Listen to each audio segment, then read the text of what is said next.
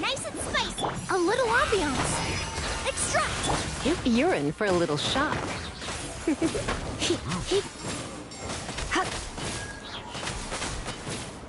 Come a little closer. At the frying pan.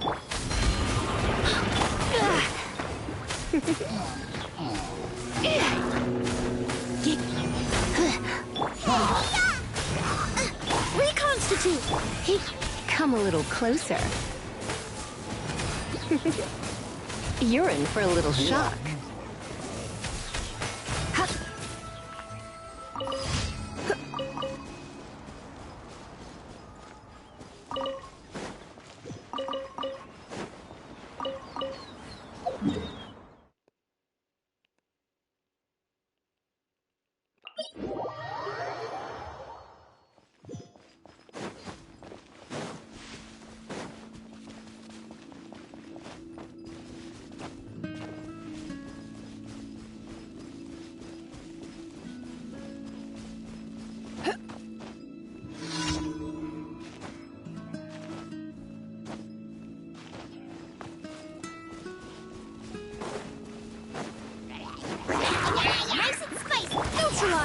Fresh and floral. You're in for a little shock. Come a little closer.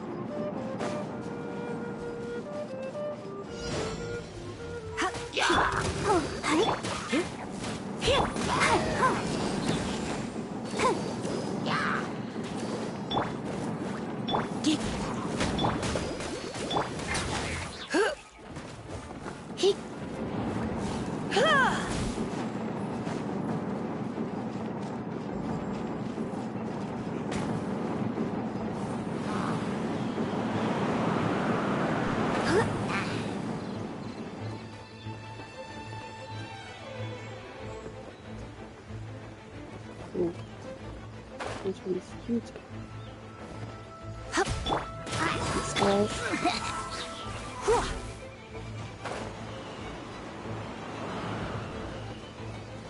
And this guy huge. Yeah. Huh. Yeah. Huh. Huh. He.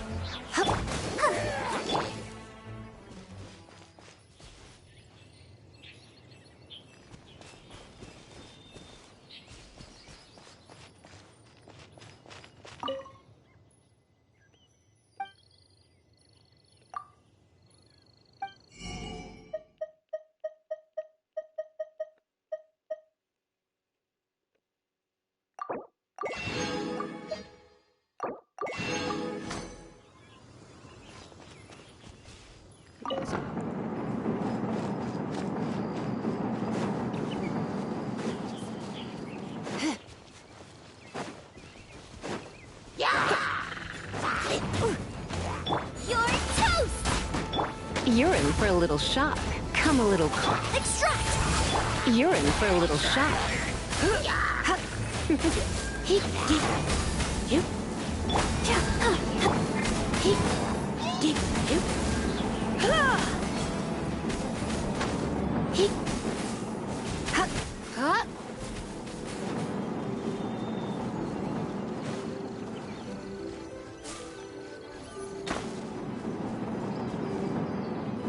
Let's dance.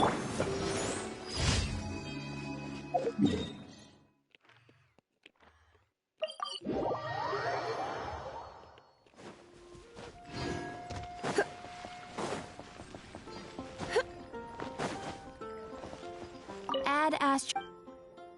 Thank you for Add astro.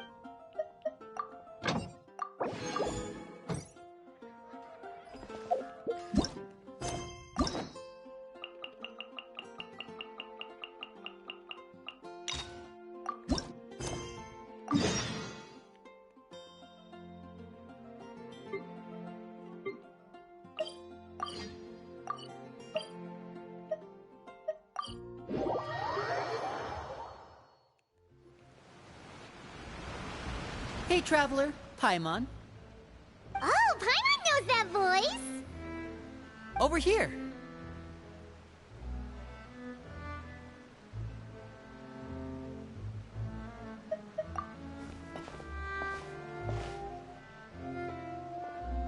To borrow one of the more popular turns of phrase at the moment, this appears to be quite the fated reunion. Running into you two out of the blue like this has really made my day. You can say that again. What brings you to Poisson? Wait, Paimon's got it. You must be here for one of your magic shows, right? Actually, we've run into a bit of trouble on the home front, so Father arranged for us to stay in Poisson for the time being. Oh, are Lynette and Fremine here too? Yep, along with most of the other members of the House of the Hearth.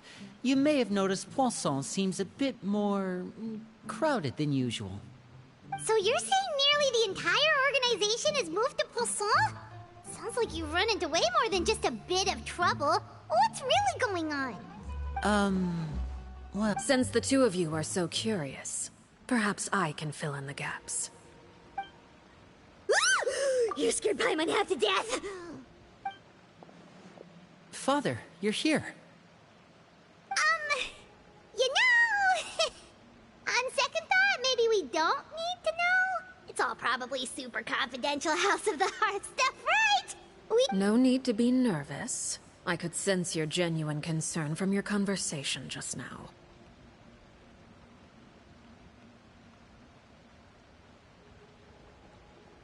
Of course, I can also understand your confusion. Sending so many Fatui here to Poisson, it's only natural that some might suspect an ulterior motive to be involved. I understand. I'm well aware you've had your fair share of confrontations with the Fatui in the past, and I can't exactly guarantee that we'll remain on good terms in the future. As for right now, however, I would say we have little reason to be at odds, wouldn't you agree? The House of the Hearth could stand to be more open with those who have worked so closely with us in the past. As for the issue at hand, well, it hardly relates to any ulterior motive. To be frank, it all stems from a certain rumor circulating around the House of the Hearth. It's an internal matter. What sort of rumor? A rumor that a certain phantom child is hiding away in the House of the Hearth. A phantom child? Ooh, just hearing the name is giving Paimon the creeps. A spirit that should have long ceased to exist is lurking in the shadows of the House of the Hearth. So I decided to bring the children to Poisson before continuing to investigate the situation.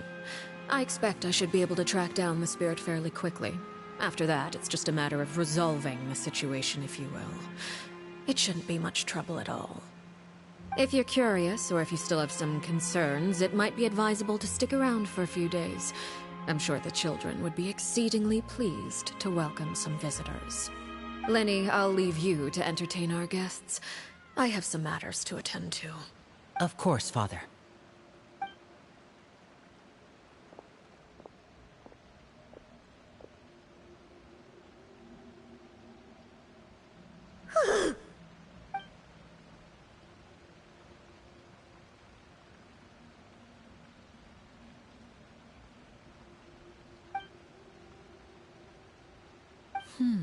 It has long been a dream of mine to invite you to our home and introduce you to my other siblings. You're quite well known in the organization already. A lot of people have been talking about you, especially after everything with the prophecy. If you're willing, why don't you stay a while and have a little chat with us? Alright. We don't have anything else to do right now anyway. But let's be clear, we're just gonna be there as guests, okay? Don't get any funny... Oh, wait a second. For your guests, that probably means we'll be treated to lots of yummy food, right? Of course. During our stay in Poisson, we've been helping out the locals with some fishing. We bring in quite the bounty every day. In fact, today is the perfect chance for me to show you what I can do in the kitchen. Let's go. I'll take you to where we're staying.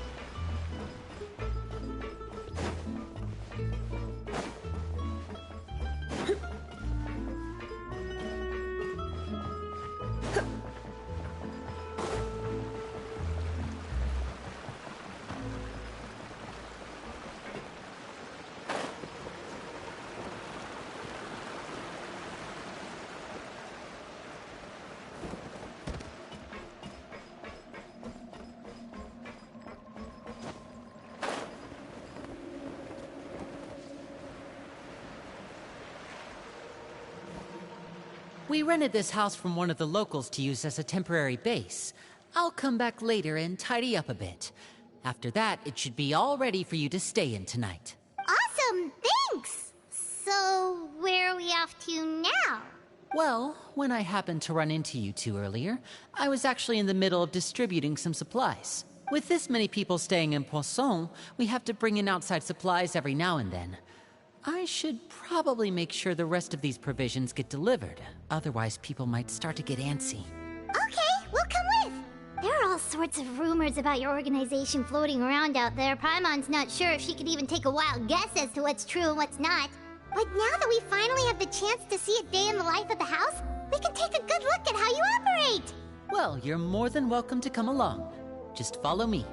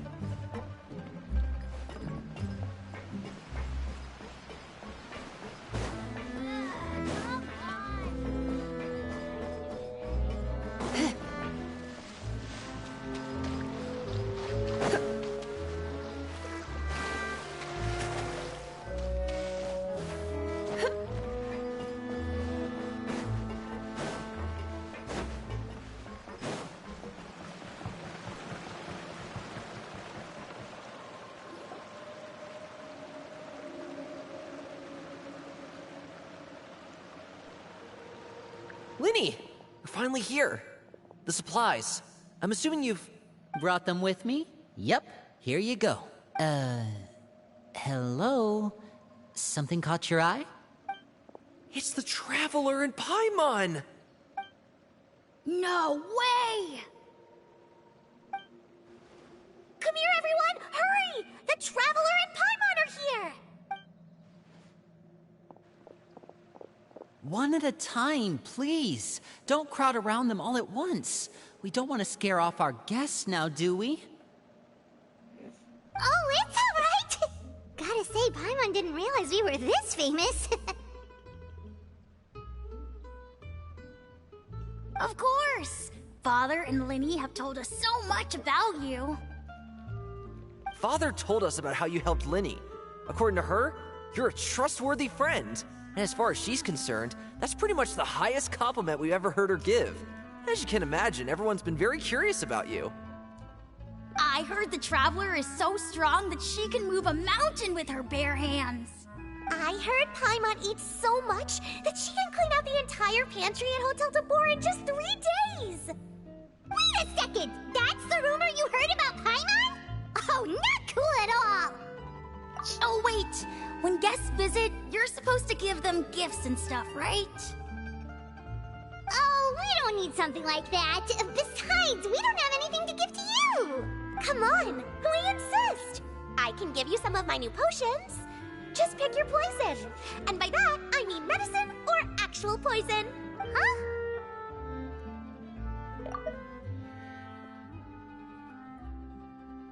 Or maybe Shaplo can teach you guys about stealth! He's super good at it! He's never been caught!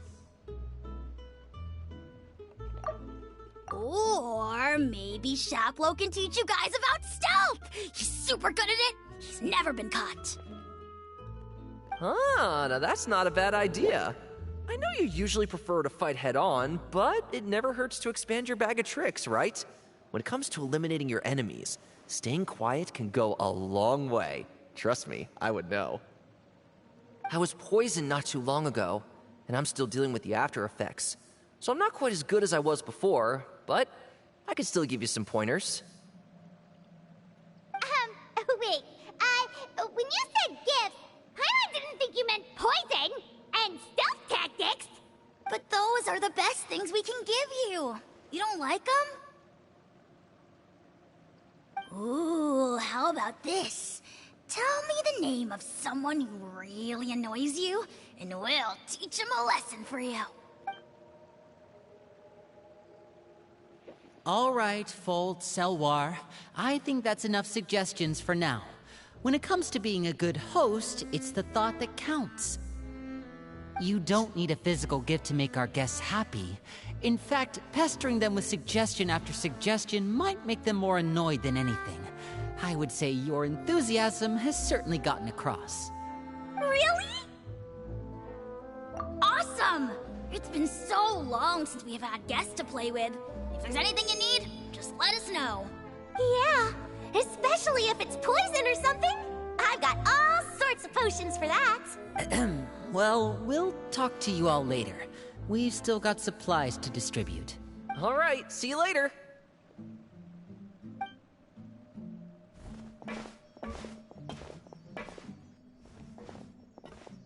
Bye!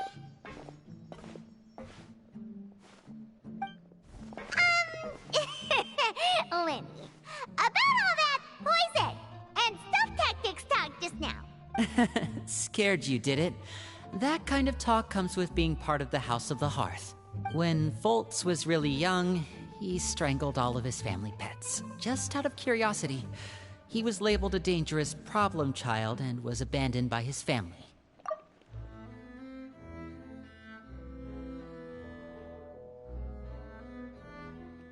Elwar has an unnatural obsession with potions. Father has forbidden her from trying all the different concoctions she comes up with, but she still tries to test them in secret. You really have to keep an eye on that one. Chaplot is around my age. While I'm mainly responsible for collecting intelligence, he handles surveillance. He's very passionate about his work and has no reservations about taking on some very difficult missions. I know you two probably aren't used to that kind of talk, but I can promise you they only had the best of intentions. Things like stealth tactics and developing different poisons, they really mean a lot to them. They were just trying to share the best of what they could offer, that's all.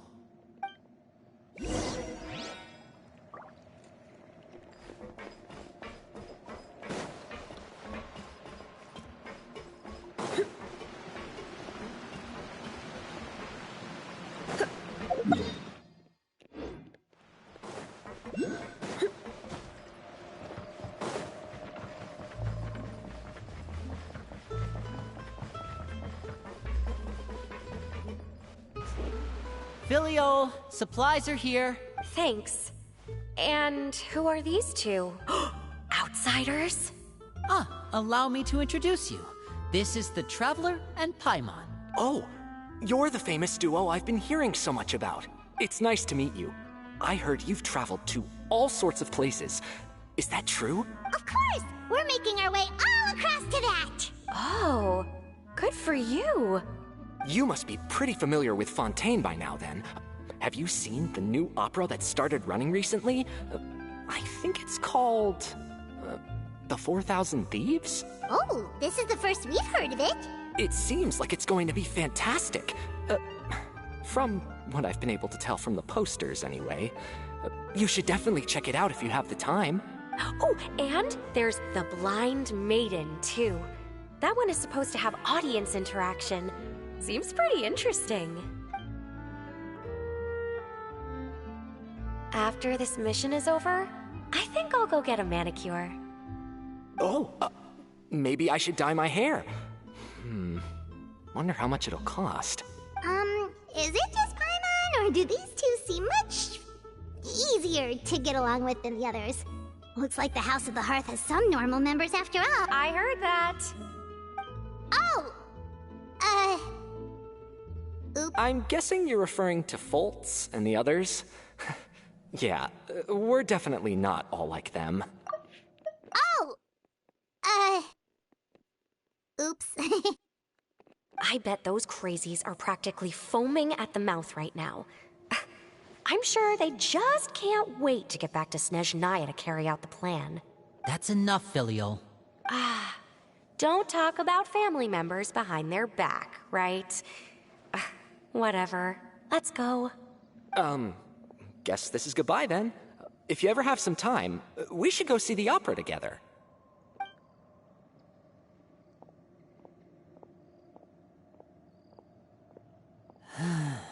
Well, that's it for the supplies.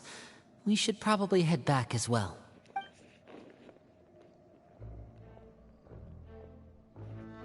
Well, they didn't seem too happy with each other. Seems like there could be something more going on here. You're right. We're only here as guests after all.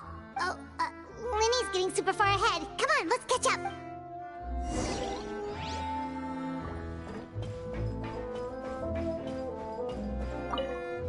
Looks like there's more trouble in store next month, too. When will it end? Hey, just focus on the positives. At least our time in Poisson has been pretty relaxing. Don't you think?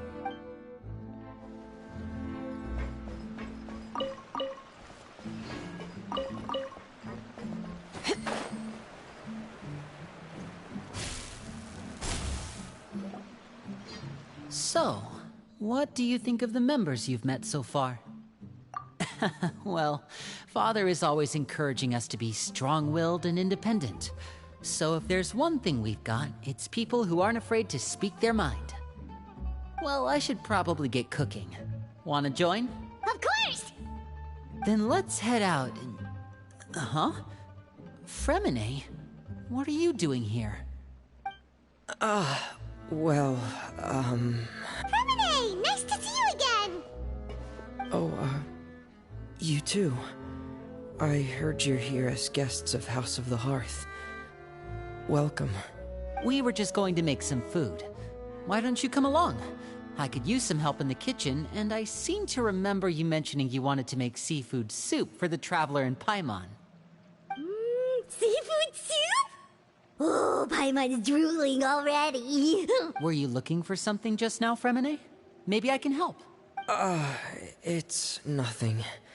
I just wanted to see if there were any extra supplies. Yeah, we've got some left over. What do you need? Some food and water. And some clean cloth, if possible. No problem. Give me a second here.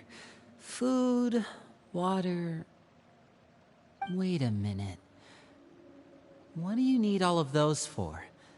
You're not on any missions as far as I'm aware, and you were just going to come eat with us. So what's this all about?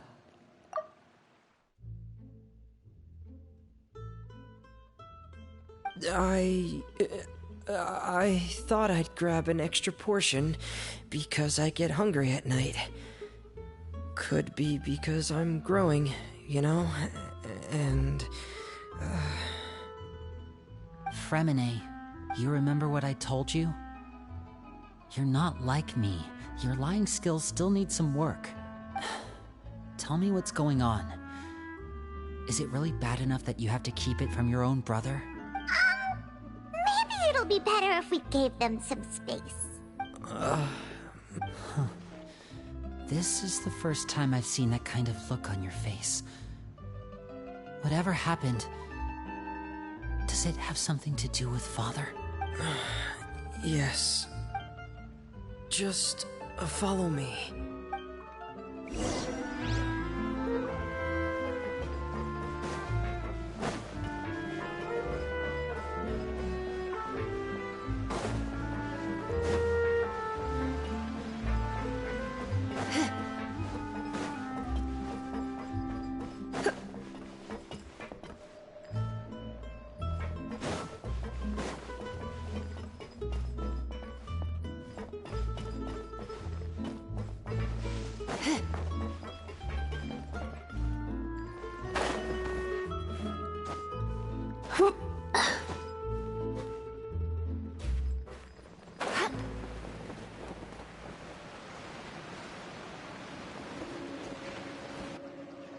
You're back! Oh, and you've brought some friends with you this time. Hello, my name's Linny. I grew up in the House of the Hearth. And you are? Hi, Linny. I'm also a child of the House of the Hearth, just like you. You can call me Clairvy. Clairvy? It's nice to meet you. Does that name ring any bells, Linny? No, not at all. That's not a name we have on our roster, I'm sure of it. What I'm not sure of, though, is how she managed to sneak in. She must be the phantom child Father's been searching for. From the looks of it, I'm guessing you were the one that found her, Fremine. You, haven't told Father, have you? No, I haven't told anyone. I've just been keeping her hidden. For how long? About half a month now. So ever since we got to Poisson, then. Do you have any idea what you're doing? I know what I'm doing. Really? Because from where I'm standing, it looks like you're hiding the very person Father has been trying to find. If Father finds out about this, everyone involved is going to be punished. You know the rules of the house, Fremine. I know you do. Father doesn't tolerate any form of betrayal. So why are you doing this? I've thought it through. And I just can't hand her over like that. Linny, don't you remember last year? Sheplo nearly died after getting poisoned during that one mission. He wasn't able to get back before the poison started taking effect, and not a single person was there to help him. That night, while I was sleeping, I heard a voice telling me to go save him. I opened my eyes, but I couldn't find the source of the voice. I thought maybe I was just hearing things, but I went to look for him anyway. Luckily, I got there with enough time to save his life. That feeling of being haunted, of hearing voices, it's happened many times in the House of the Hearth. I'm sure you've noticed. So what you're saying is, that was her? She was the one who spoke to you that night? Unless there are other spirits roaming around the House of the Hearth, I don't think there's any other possibility. If Clairvy were our enemy, it wouldn't matter whether she was a spirit or an actual child. I would have acted without a second thought, because that's what Father ordered us to do. But she's been living with us, helping us from the shadows all this time. I think that makes her family. I couldn't just hand her over to be dealt with. Not when there's so much we still don't know. So what's your plan then? You can't keep her here forever. Someone is bound to find out eventually. I haven't thought that far yet. I don't want to disobey an order from Father, but I also don't want to put Clairvy in danger. Come with me. There are a couple things I'd like to say to you in private.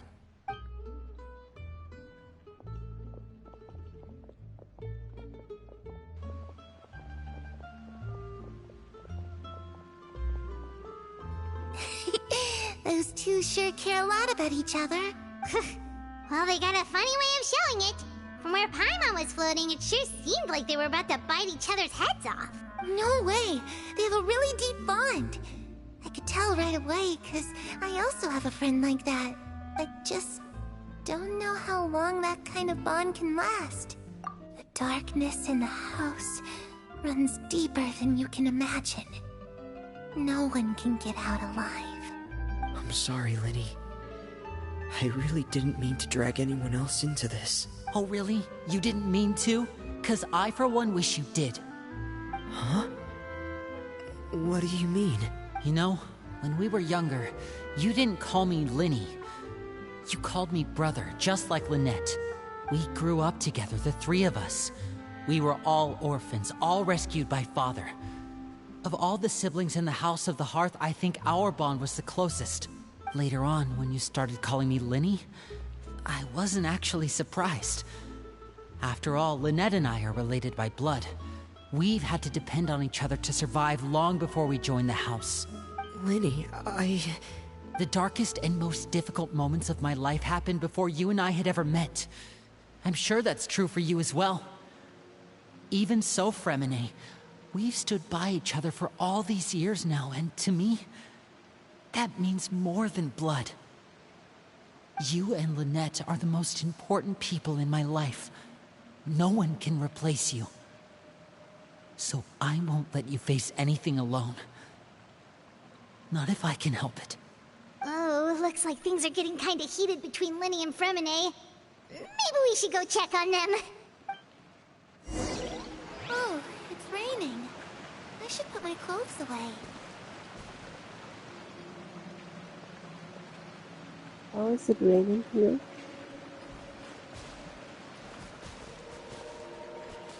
Harry? Huh. Looks like she's not here either.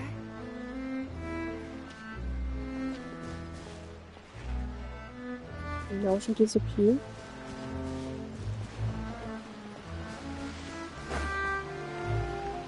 Hey, you two! Hope we aren't interrupting anything.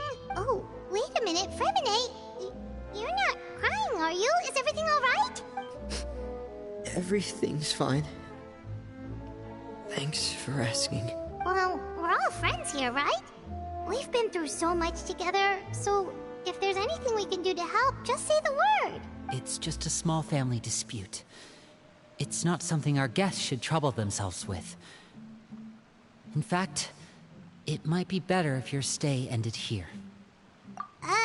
What are you getting at, Traveler? When guests are around, families are often on their best behavior. And any disputes are less likely to escalate. That's what you're trying to say. I just... Thank you. I was really hoping to keep you out of it. But even if I could think of some other reason to turn you away, I'm not sure I could convince you. I know things could turn dangerous, so I promise you this. From now on, I'll protect you like my life depends on it. Me too. Well, back to the matter at hand then. If we don't plan on handing Clairvy over to Father, then our only other option is to solve the mystery of her identity before Father is able to track her down. That means finding out where she came from and what she's doing here. Then we can send her on her merry way and pretend like none of this ever happened. I've tried that already. And? And... nothing. I tried taking her somewhere really far away, but... after some time, she just reappeared. She even came with us all the way to Poisson.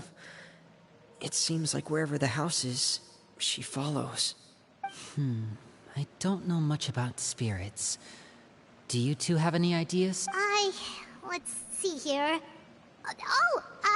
Paimon remembers hearing something like, if you fulfill a spirit's last wish before they died, they'll let go of whatever's keeping them here and return to the ley lines. Oh, it's just that Paimon doesn't really remember where she heard that, so it's not guaranteed to work or anything. Well, sounds like it's worth a shot. Guess that means we should go ask her about her wish. But first, Fremine, I need you to promise me something.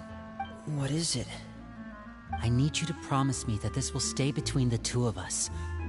We're the masterminds behind this whole thing. No one else gets involved. Can you do that for me? Of course. I promise. All right. Then let's seal the promise just like when we were kids. Fist bump on 3. Ready? 1, 2, 3. I swear.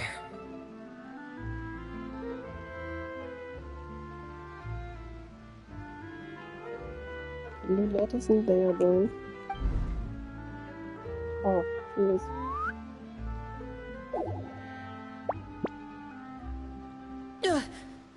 Whoa! Lynette! But what a surprise! What brings you here, dear sister?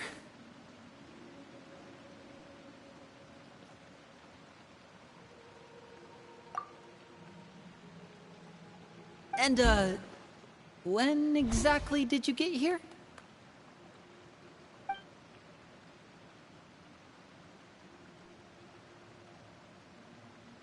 You're an idiot, brother. And you too, Fremine. You 3, Traveler. And you 4, Paimon. Wait, what did we do? I've seen Clairvy around the House of the Hearth before. I hadn't seen her in Poisson, so I figured she must not have come with us. But it turns out, you were just hiding her. I heard you talking about your plan. Rather than steering clear of the situation, I'd rather fully join in.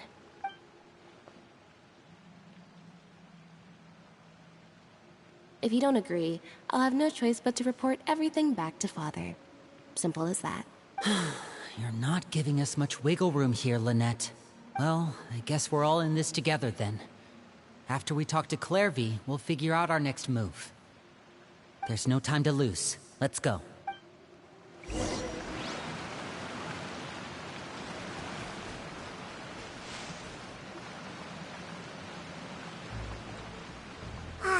I'm full. Thank you for bringing me this food, you guys. She said she's full, but the food doesn't look like it's even been touched. That's right. Based on what I've been able to observe, it doesn't seem like Clairvy can interact with the physical world at all. Still, when she's presented with food, she'll always linger around it for a good little while. Maybe, in her mind, she really is eating those things. Does she know that she has already passed away? I've tried to ask her, but she didn't answer. My guess is that she's just as confused as we are. Or maybe she couldn't understand the question at all. Clairvy, if you've got some time, I'd like to ask you a few questions. Sure. Oh, another new friend. Hi, I'm Clairvy. Hello. Clairvy, how did you join the House of the Hearth? Huh? Isn't it the same for everybody? The knave brings you here and then you can't leave. It's just that your name, it's not on the roster. And I've never seen you before. The roster? Oh, I get it now. I think there might be some things you don't know about this place. The people in charge, they're not as nice as they look. They say they keep a roster, but it's not complete. There are a lot of people who aren't on it, and never will be. In this house, some people are family, and other people are just test subjects. Those kinds of people aren't ever going to get a place on the roster, unless it's the roster of people who've been executed. Not a test subject. Wait, does that mean the knave... Is there anyone that can vouch for you? Wait, does that mean the knave... Perry, she's my best friend. She's the only one I trust in this place. Have either of you heard of that name before? No. Me neither. Clairvy, Perry. Neither of those names are on the roster. But it seems like she's telling the truth. Either that, or this kid's already got a bag of tricks bigger than mine. Maybe we should try a different approach. Clairvy, do you have a wish? A wish? It can be anything you want. Just imagine. It's your birthday, you're blowing out the candles, and your wish is...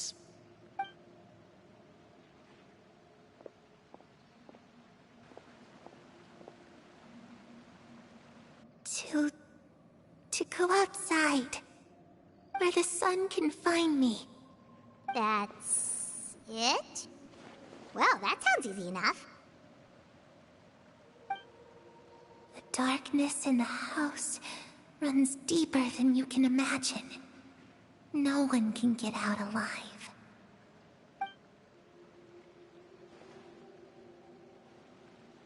Okay, time to divide and conquer.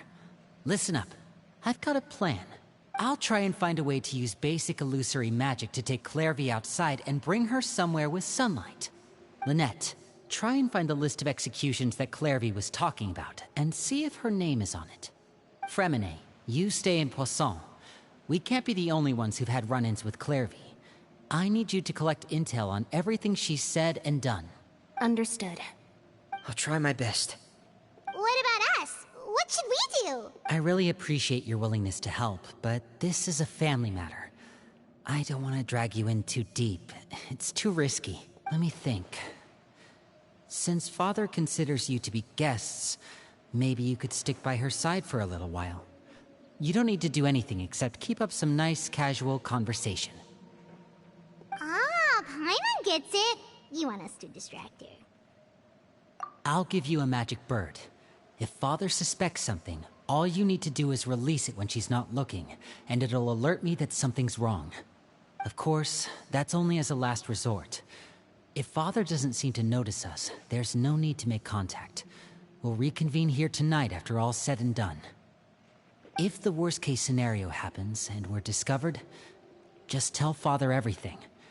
We're not going to let our guests get punished for our own actions. That's where we draw the line. You too. Okay, this is where we part. Father should be at the beach nearby.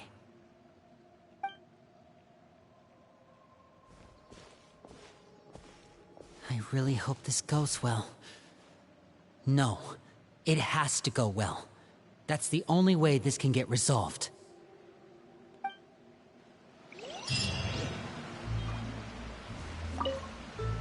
Clairvy, I'd like to take you somewhere. Is that okay with you?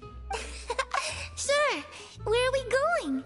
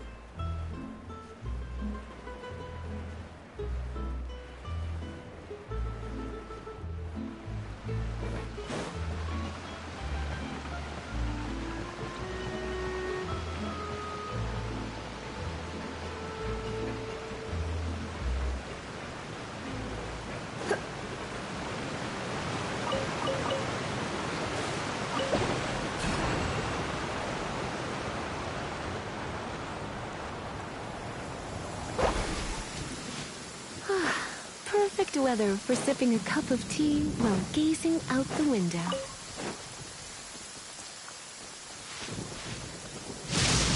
When I practice my spells in weather like this, I can do half the work for double beam. Packed. It's the knave and child. Hey, aren't you supposed to be in Snezhnaya recuperating? What are you still doing in Fontaine? Oh, it's you two. I didn't expect to run into you here. I was unconscious for quite a while after the fight in the Primordial Sea. After I woke up, I realized I was being taken back to Snezhnaya, and well, I couldn't have that now, could I? Not when I've still got unfinished business here in Fontaine. So, I mustered up all my strength and made the journey back on my own. What sort of unfinished business are we talking here? It has to do with Skirk, my master. I really wanted to meet up with her, but by the time I got back, she had already left. I still have so many questions for her. Without any other leads, all I could do was ask the knave to help me track her down. She must have left behind some traces from her time in Fontaine. Oh, okay, so have you found any clues? Unfortunately, no. While the House of the Hearth is adept at collecting all manner of intelligence, certain existences can still manage to escape our purview. Basically, unless Master feels there's a need to meet with me, she's not going to be found. But that problem has an easy fix. I just need to become stronger, and then... Paimon thinks you should focus on getting better first.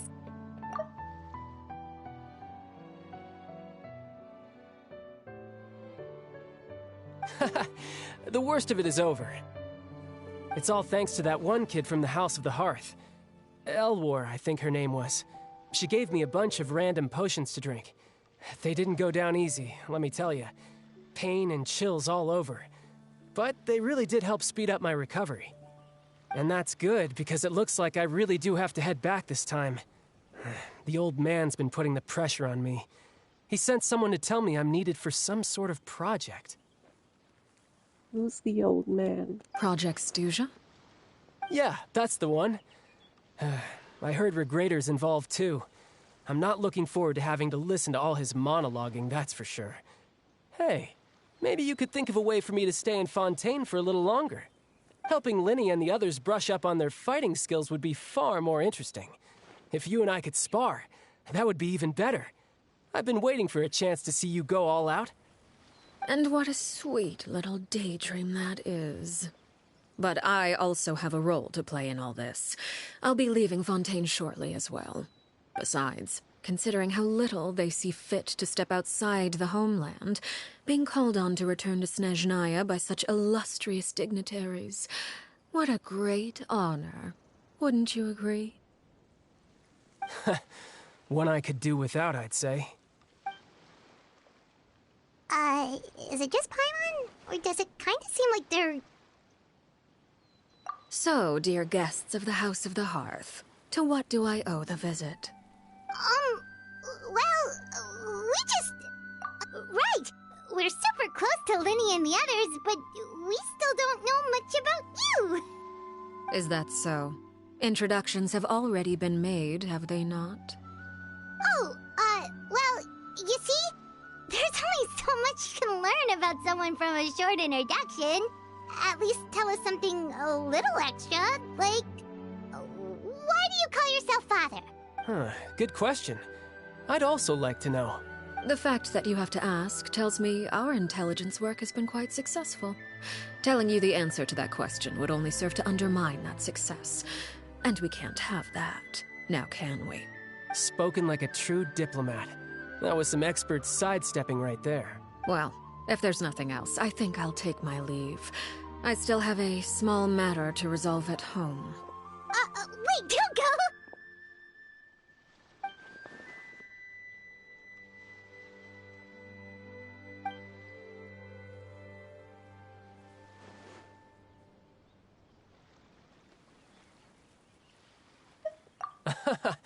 I'd also like to hear the answer to this. I've met some of the members of your organization, and they all seemed like really good kids. They actually reminded me of Tonya and Tusser, which, by the way, if you ever betray them, I'm just letting you know, I won't let you off easy. And why would I betray them? Well, you've already betrayed the House of the Hearth once, haven't you? At least, that's what I heard.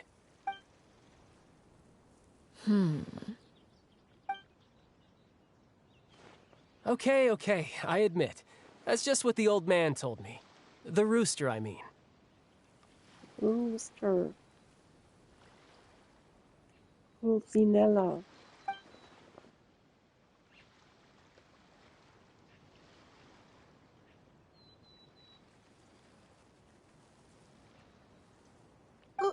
Wait, did you really do something bad to those kids? Never mind what I've done. I'm more curious as to what the mighty rooster had to say. Care to enlighten me? Well, nothing much. Just some stuff about you taking out many other members of the House of the Hearth, and even going so far to attack your own family. I see. Oh, based on your reaction, I'm guessing it's all a bunch of lies. Hardly.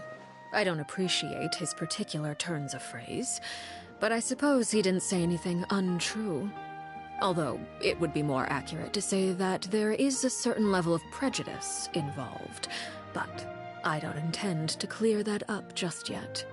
Prejudice has a funny way of concealing the real truth behind certain things, an attribute that I find to be quite advantageous. Call yourself a Fontainian, for example, and people will assume all sorts of things, when the real truth is that this is simply the land where I was raised. Huh? You're not actually from Fontaine? But then why did you try to help out with the prophecy and everything? I was trying to protect the children born in Fontaine. Claiming that I myself was a Fontainian simply made it easier to operate. People would hardly suspect a fellow Fontainian of having any ulterior motives. Who wouldn't want to save their homeland after all? The primordial sea wouldn't have any effect on me, but it would have caused great harm to the House of the Hearth. Well, you wanted extra information, didn't you? There you go. I hope that satisfied your curiosity.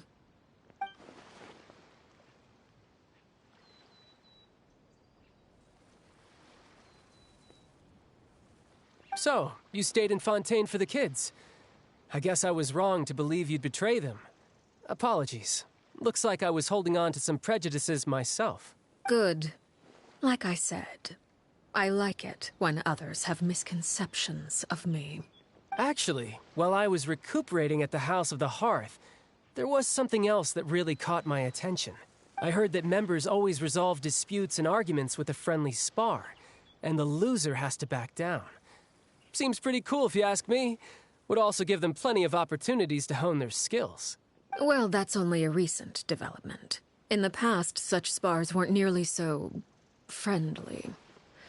The losing party would lose everything, including their life. They were that high stakes? Whew, at least that's not a thing anymore. Well, the current atmosphere's not half bad. I'm a bit jealous, actually. You've got so many family members around you, and you even get to live with them. Having a lot of family around means dealing with a considerable amount of bickering and scheming. Once Tonya and Tusser enter their rebellious phase, I'm sure you'll understand. Just imagine. Tusser becomes obsessed with plucking out strands from the rooster's mustache, or Tonya decides to dye her hair 42 different colors. What's so scary about that? Okay. I get the picture.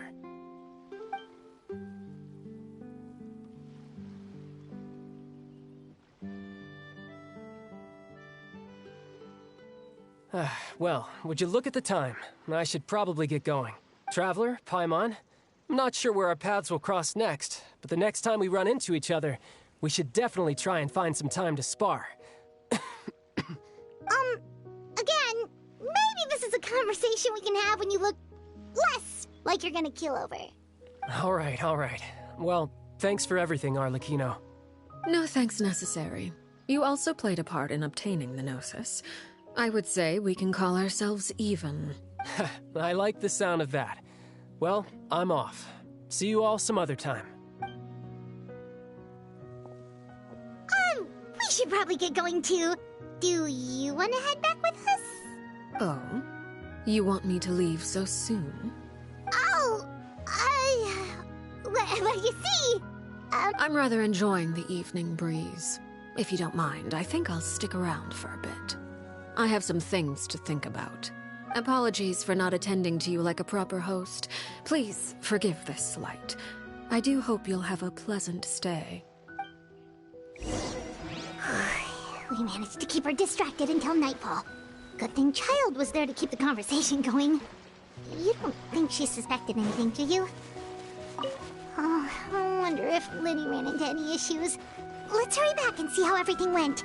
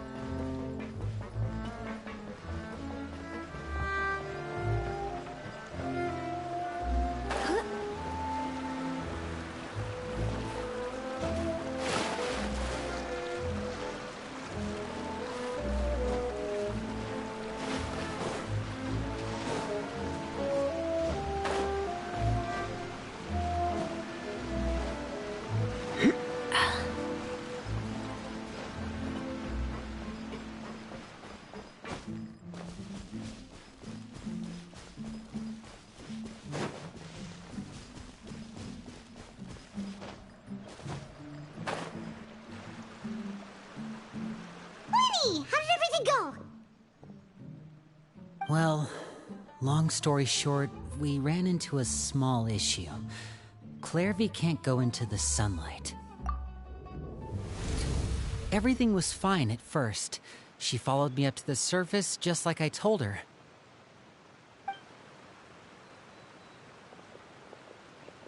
But as I led her out of the shadows and into the sunlight, she vanished. I turned around and there she was, standing at the edge of the shadows, silently watching me.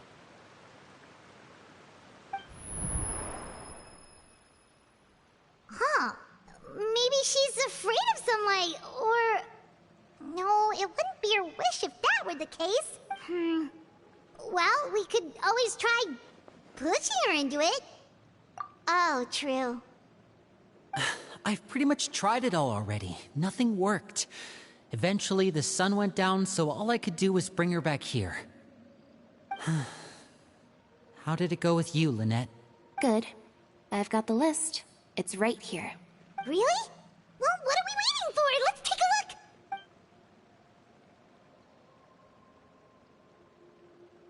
Oh, that's a lot of pages. Oh, it's gonna take forever to get... We can each take a section. Here.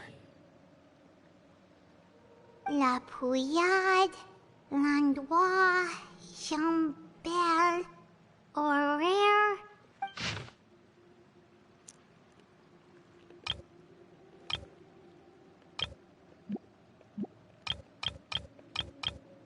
Oh, yikes. That Horaire guy has a huge scar on his face. He's kinda giving Paimon the creeps. Ah, I've met him before. The scar is from an injury he received during a mission. I still remember him joking with me about it. He said any future lover would take one look at him and then lose all interest. Did he say anything else? Well, I asked if there was someone he was interested in. He said no, and that's where our conversation ended. It was only later that I learned he really did have someone he liked. He risked everything to escape so he could be with her, but it didn't work. One day, Father asked to see him, and, well, I never saw him again after that. Wait, so that means the knave, she... It may seem cruel, but it's just one of the rules of the house. Betrayal is not to be taken lightly. We know too many secrets to come and go as we please. So, if you do try to leave, you pay with your life.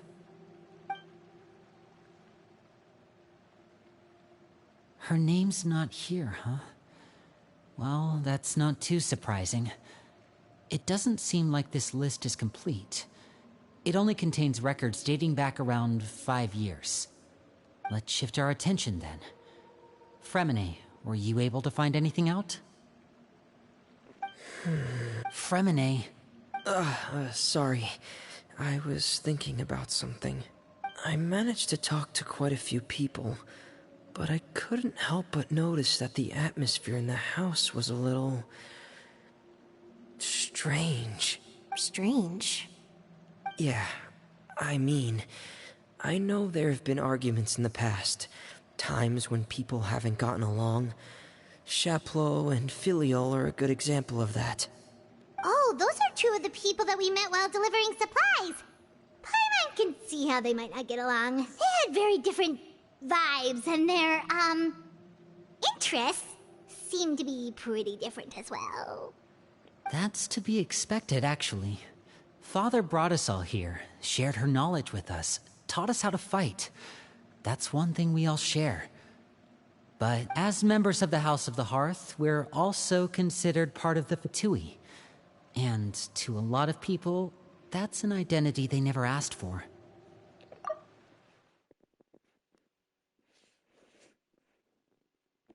Certain members get older and realize they want something else for themselves. But considering the rules of the house, most people would never say that out loud. People like Chaplot and Foltz are loyal to Father and her vision. They're proud to be part of the Fatui. Filiol and Nantoy, on the other hand, well, they aren't quite as enthusiastic. These kinds of conflicts have always been there. It's not like Father... Well, that's true. But it just feels like things have gotten worse lately. Filial and the others, it seemed like they were meeting in secret to talk about something. I can't say for sure, but I think they've met Clairvy. You think she's been inciting them to act out? No, not exactly. But I wouldn't be surprised if she said something to them about the darkness in the house and how deep it runs. She's told me about it before. Experiments being run on children. People being used as pawns on the battlefield without so much as the strength to survive. And they just believed all that? Without any evidence? Clairvy's words probably gave them the excuse they were looking for. Whether they actually believe them to be true is secondary. This is all because of Project Stuja, isn't it? Whoa. Hold on a second. What's this Project Stuja all about, huh? This is the second time it's come up now. Sorry, but I'm not sure of the details either. I only know what Father has told us, which is that it's something the Rooster and Regrader have been working on together. Apparently, it has to do with the Vatui's strategic plan for the future. Because the House of the Hearth was so successful in obtaining the Gnosis, we now have the honor of playing a key role in Project Stuja. Wait, but isn't that a good thing? Key role is just another way of saying dangerous role. To us, the whole thing is an inconvenience. Father thinks so too, but she's in no position to refuse. Their plan isn't exactly unreasonable, and they've been funneling the house a lot of funding. It's just that we'll lose a lot of members in the process. Participating in the plan, it's an honor in name only. What they're really trying to do is subdue us. The existence of an intelligence organization outside their control makes them feel uneasy.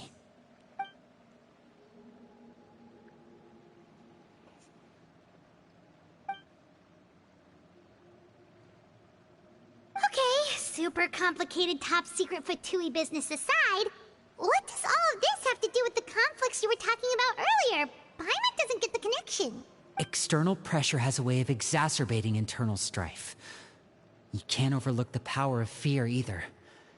People are afraid of dying, and that fear is often the impetus for a lot of stupid decisions. I thought resolving the Clairvy situation would make everything go back to normal. But it looks like things are more complicated than I thought. If we leave Filial and the others to their own devices, sooner or later, Father will be forced to take action. We can only focus on one situation at a time, brother. You're right. Even if we confront Filial and the others, it won't do any good. It might even make matters worse. We should focus on Clairvy for now. Well, it's getting late. We should head back and get some rest. We'll try again first thing tomorrow. Lynette, you stick with me this time. Fremine, keep a close eye on Filial and the others. Make sure they don't do anything they'll regret. Good work today, everyone. Have a good night, and I'll see you tomorrow.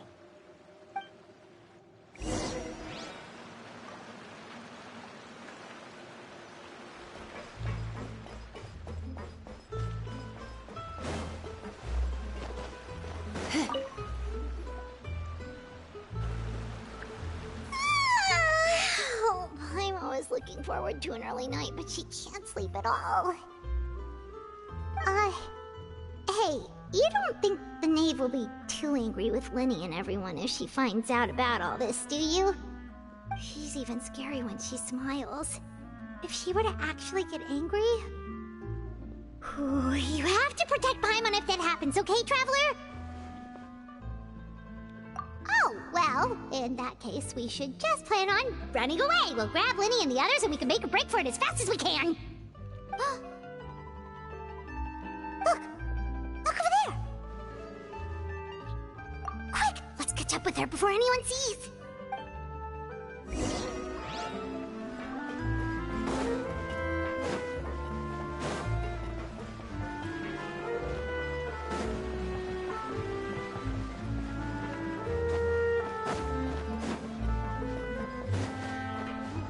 Over there!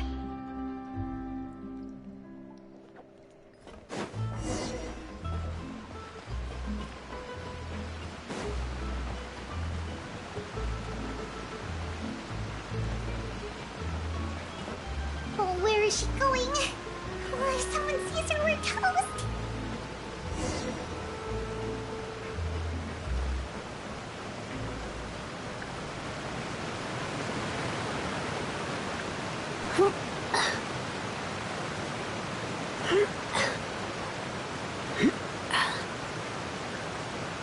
Oh, look!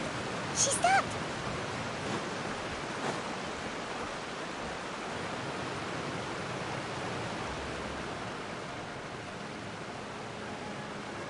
Clairvy! Shh. I opened the window while no one was looking. Look how pretty the outside is. If only I could have more than this. You probably think I'm being silly, huh? All this hopeless resisting?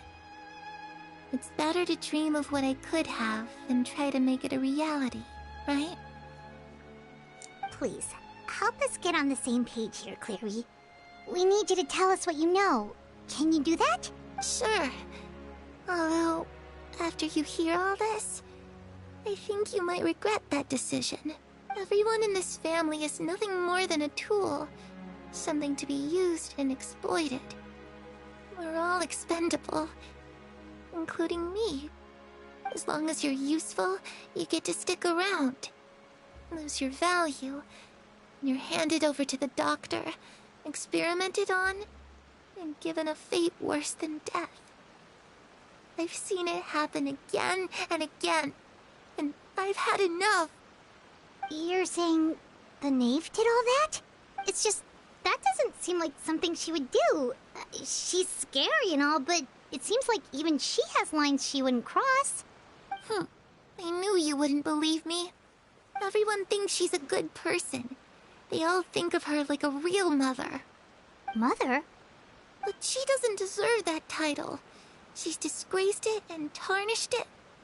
And if I had things my way, I'd never see her again. If only Perry were here, she'd understand. Perry. There's that name again. Also, Paimon's getting a strange feeling. It almost feels like she's not really here with us. Paimon can't tell if she's actually talking to us or if she's mistaken us for someone else. Well, in any case, it seems like she really needs someone to talk to. We should keep her company for a little longer. She looks so young. But it seems like she's been through a lot. It's getting windy. I should close the window. Ooh, look at the moon. Isn't it pretty? Hey, wanna hear a secret? I heard that if you look up at the night sky in Snezhnaya, you can see the aurora. It's supposed to be super pretty. Even prettier than the moon tonight. Perry and I promised each other that once we're older, we're gonna go see it together. But I can't find her. I'm worried she's also been... No, that wouldn't happen to her. She's special. Mother likes her a lot. I should really go talk to Mother, but we just fought. She doesn't want to see me, and I'm too scared to face her. What should I do?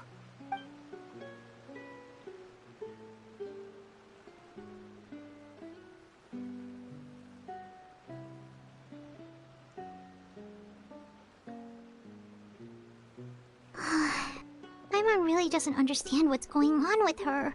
Well, let's head back. We've got an early morning tomorrow.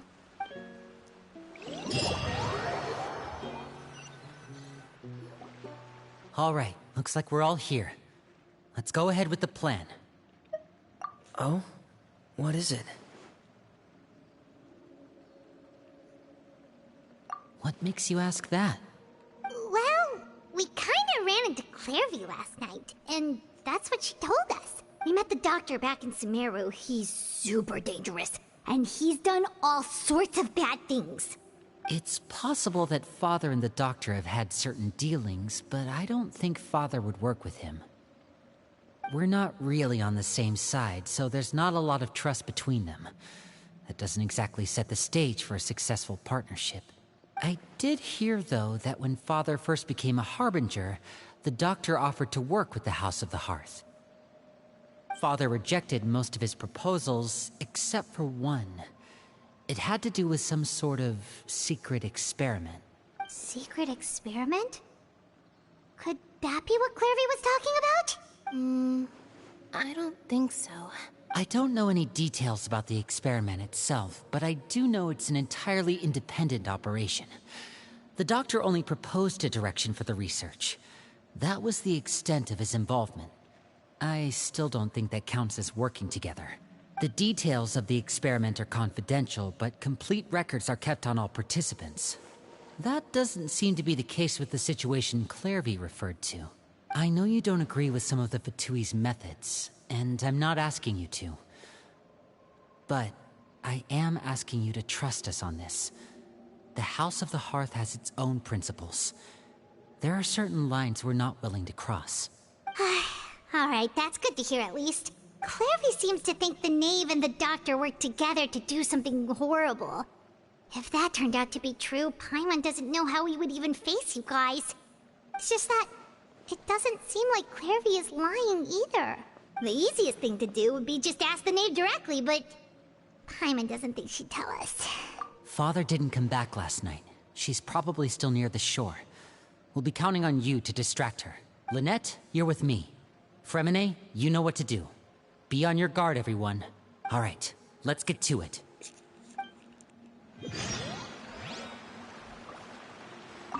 Where are we going today?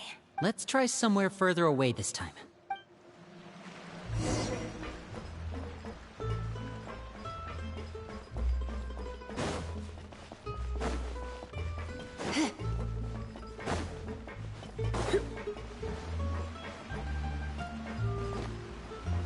It's important to inspect your diving equipment regularly.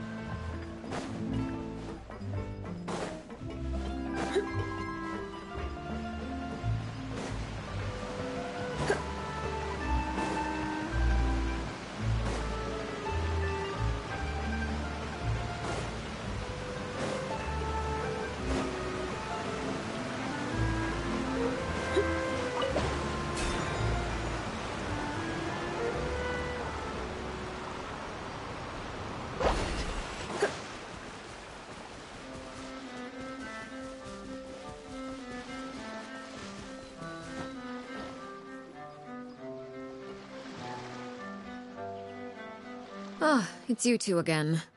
I must say, you look a bit pale. Did you have trouble sleeping last night?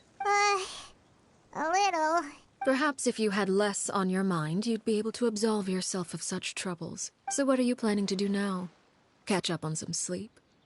Or should I give you some time to rack your brain for a topic to discuss before I ask any questions? Although I must profess to being curious. Without Child here, how do you plan on distracting me? Us? Distract you? A good one.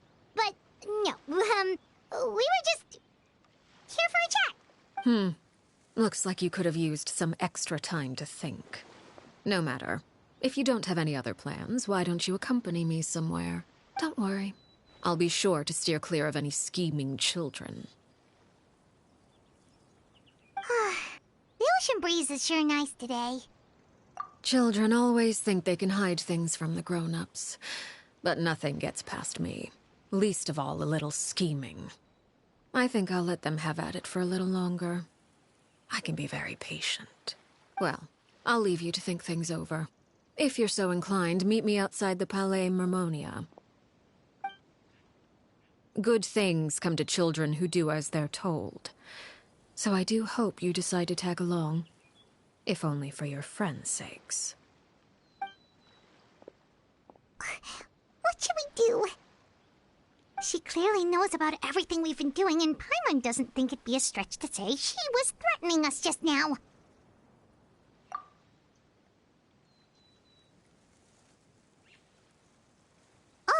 good idea.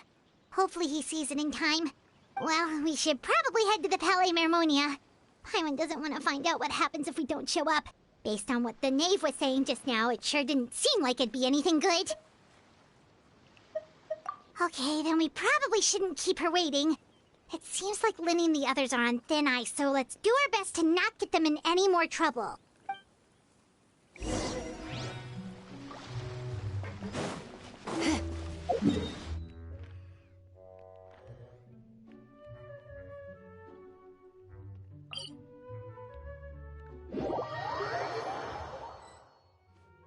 Seeing as we still have some time before my meeting, we might as well enjoy some pleasant conversation while we wait. I'm glad to see you get along with my children.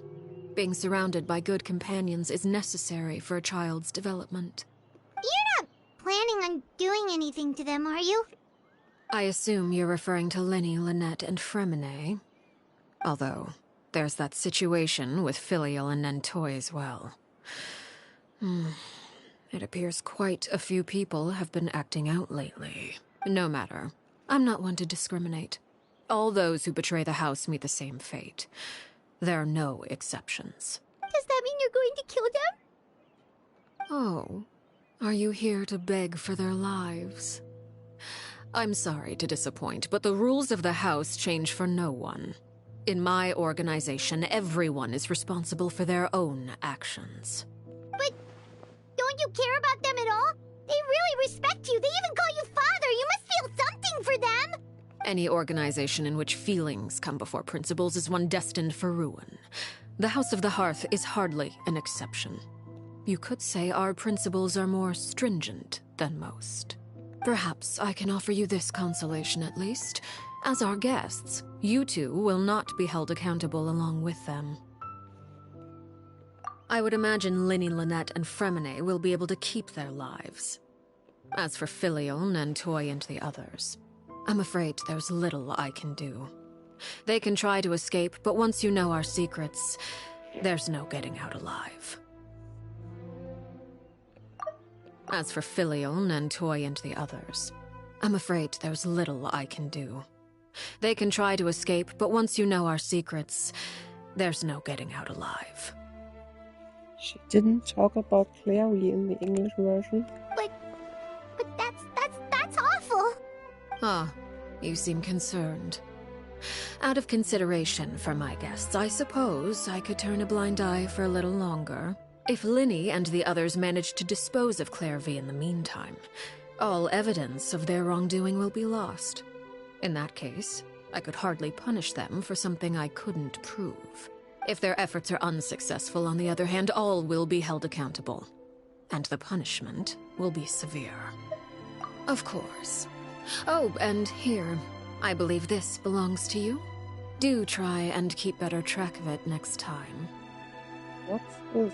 It takes a considerable amount of time to train a bird like this. The bird. It would be such a pity if you were to lose it. Permanently. Wait, where did you get that? Well, I'm afraid that's all the time we have to chat. Now, for the matter at hand. I asked you to meet me here because I have business at the Palais Mermonia.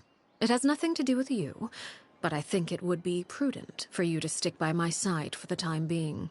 There will always be time later to run off and tell Lyney what you've learned.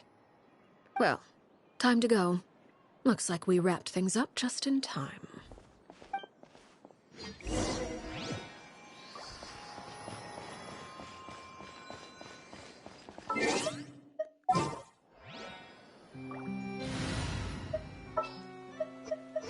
This world is...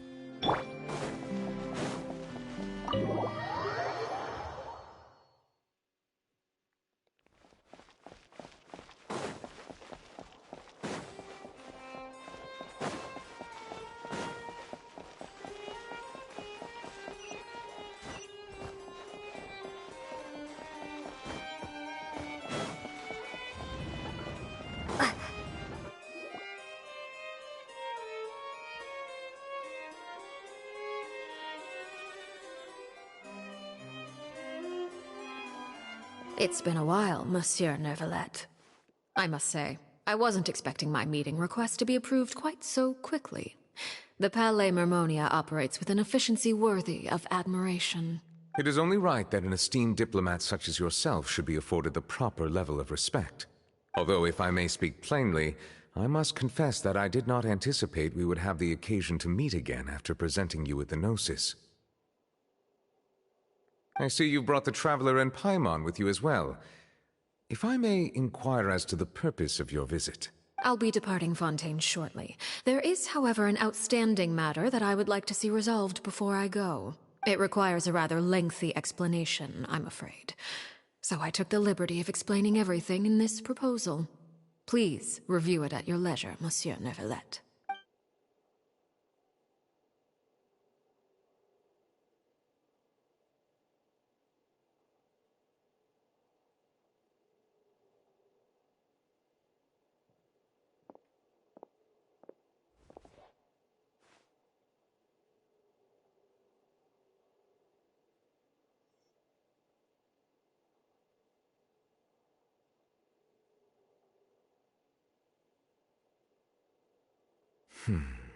I understand your request. However, at the risk of causing offense, I must admit that I fail to see why you would wish for such a thing. I heard you have a certain fondness for water tasting, Monsieur Neuvillette, so allow me to use water as an analogy. A family is like a large body of water with countless rivers flowing in and out. As someone who watches over this system, I would hope that each river that flows from the source will eventually reach the ocean. Of course, objectively speaking, I know this is impossible. Most of the rivers will dry up along the way, disappearing into the ground and leaving nothing but a barren riverbed behind. Not all rivers are destined to reach the ocean, but I would not see their existence rendered meaningless. I believe the water that flows within them is simply meant for a different destination, like a field in need of irrigation. Or perhaps the glass of a certain water-tasting enthusiast. Did you get any of that, Traveler? Your words paint an optimistic picture indeed. Allow me to remind you, however, few among us are willing to sip from a glass filled with tainted water. It may have been tainted at one point in time, but not to worry. I'll make sure it's strained of all impurities and returned to its cleanest form. I seem to recall there being a transactional aspect to your proposal. Perhaps you could expound on that? If you accept my proposal, Monsieur Neuvillette, I will gradually withdraw my forces from Fontaine. And, unless absolutely necessary, I will no longer carry out any special missions within Fontaine. I presume I can take your words to mean that, in the future, cases similar to the Tartuffe assassination will cease to cross my desk? Tartuffe? Ah, that thief who embezzled funds from all those charities, you mean? My deepest condolences to his family, but without any evidence, I cannot imagine how the House of the Hearth might have been involved in his passing. Of course, if you accept my proposal, Monsieur Neuvillette, I'm sure certain measures could be taken to reduce the frequency of such troubles. You choose your words carefully indeed. In that case, I am inclined to accept your proposal. My thanks for your generosity, Monsieur Neuvillette. Well, with that settled, we should be going now. I took the liberty of bringing along 2 bottles of spring water from Snezhnaya for you to enjoy. I do hope I get the chance to hear your impressions. Indeed. I trust you would not overlook your commitment in the meantime. All right, Traveler Paimon. Time to go.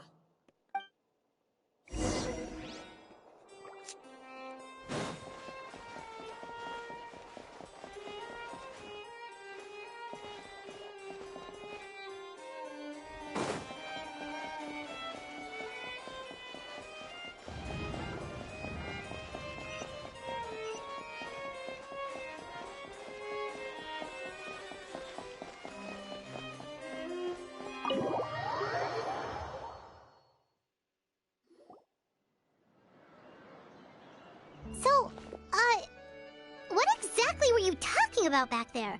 Paimon only heard you mention some rivers, a large body of water, and then some kind of irrigation scheme. You really want to know? I would imagine there might be more pressing concerns at the moment. Lenny, Paimon really hopes everything's going okay. Oh, Paimon recognizes that look. You've got your thinking cap on, don't you, Traveler?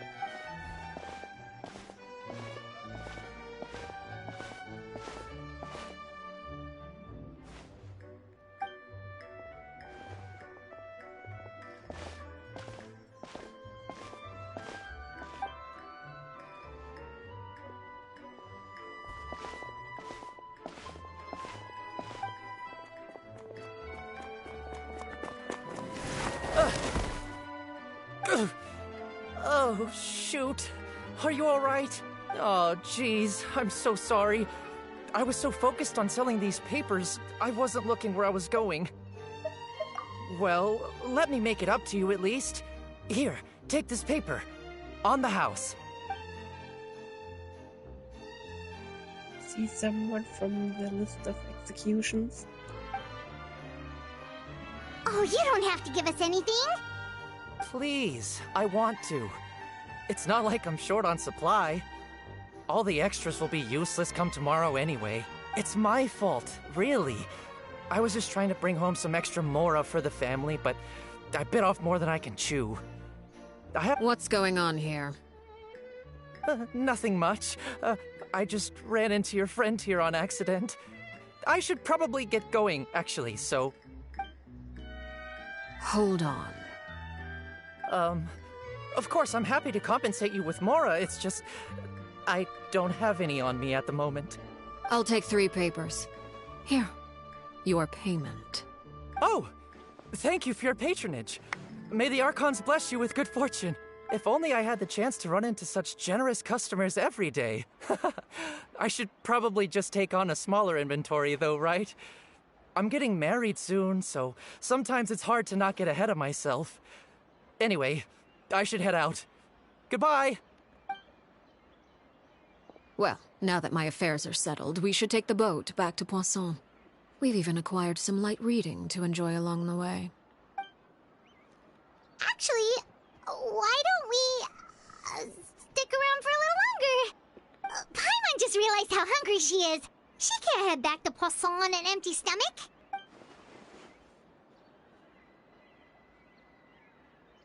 It appears you two are under the impression that delaying our return will somehow alter the situation in your favor.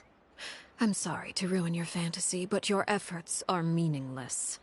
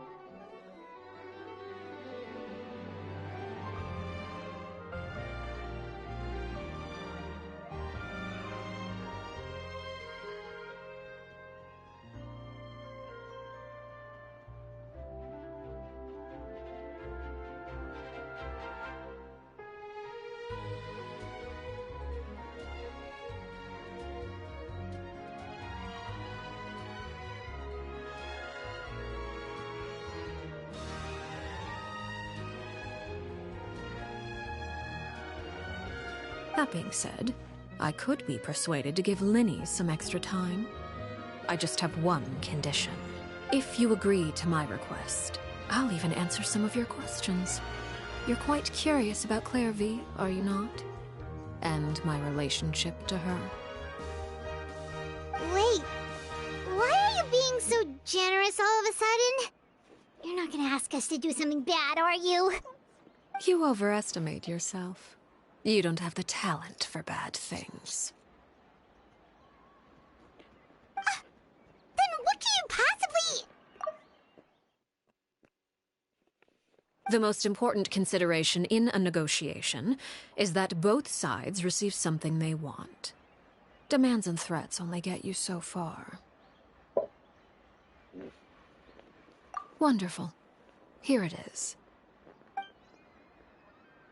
When the time comes, make the choice that you deem most appropriate in the situation, and lend your help to the House of the Hearth. Okay, sounds normal enough.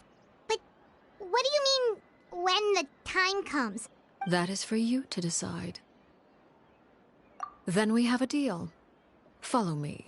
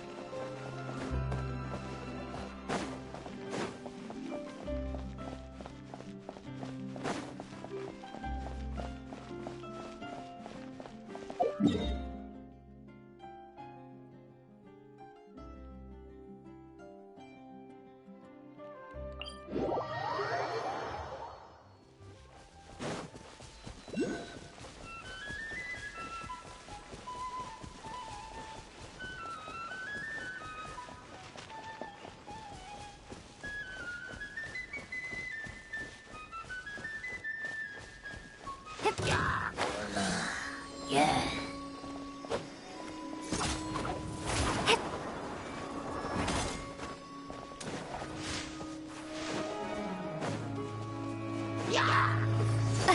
Scatter! Let's spark things. Boba, get them! Let the show be.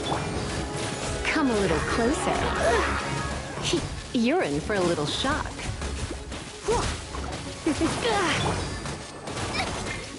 Nice! Propagate!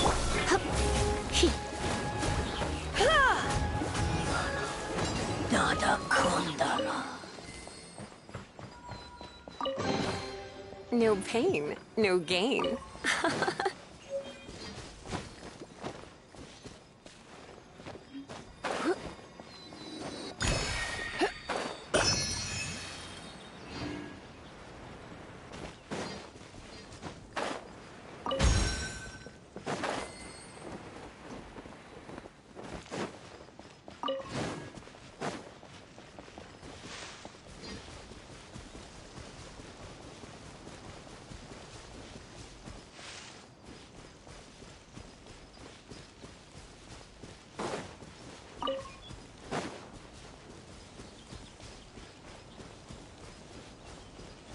How about we explore the area ahead of us later? Oh.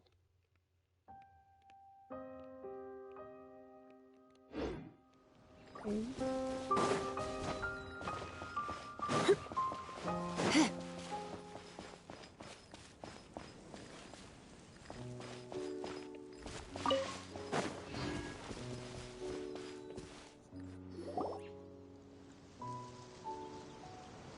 What is this place? Somewhere long forgotten by everyone. It used to be a grand building. Now it's nothing more than a pile of rubble. No one comes here anymore, nor does anyone care about what once happened here. Although, this place does have something to do with the story I'm about to tell you. It was before I became a Harbinger, and before Linny and the others joined the House of the Hearth. Due to certain events, I first killed Clairvy and then her mother. And this is where it all happened. You were the one that killed Clairvy? Patience now. Allow me to explain Clairvy's side of the story first. I'll start from the beginning. Clairvy was 6 years old when she was brought by her mother, Crucibina, to live in the House of the Hearth. From the outside, it seemed like a fairy tale. A thriving family made up of kind adults and friendly children. Crucibina was the knave at that time, and the House of the Hearth was under her control. She was Clairvy's mother by blood, but she was also the mother to all the children in the house. Clairvy was happy here, for a time. But she quickly realized that being part of this family wasn't a fairy tale at all. Purgatory?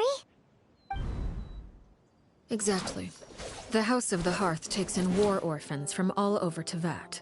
But as for how to raise them, that depends entirely on the person in charge.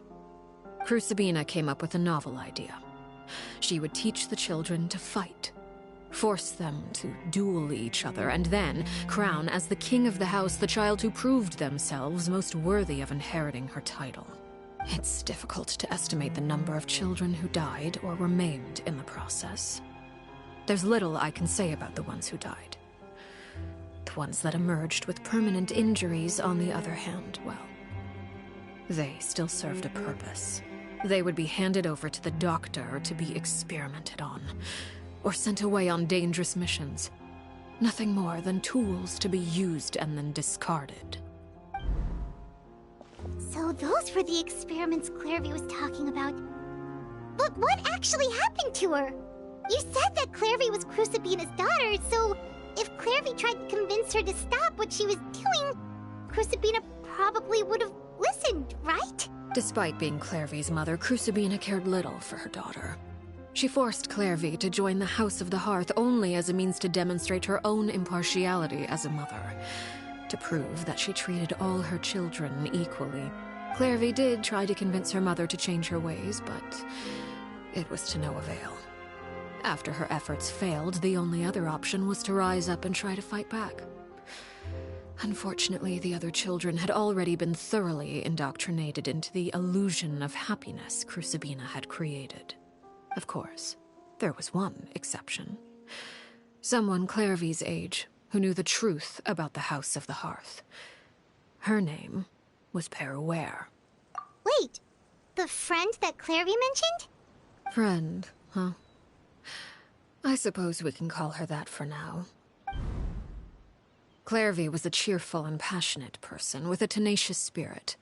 Peruere, on the other hand, was rather cold-blooded. Yeah, that's her as a child. Her cold-blooded nature allowed her to see through Crucibina's facade. Yet, it was also this cold-bloodedness that prevented her from acting against it. At least at first. While Clairvy longed for freedom, Peruere was convinced that, amid all the fighting and violence, she would make it until the end. Despite their differences, the two became fast friends, united by their knowledge of the truth. Clairvy told Peruere that she hoped to create a real family, where no one would be killed or sacrificed. There may have been a certain naivete to her ideas, but Clairvy proved her determination many times over. She tried countless times to run away, ask for help, or expose the truth. But her efforts only earned her beating after beating.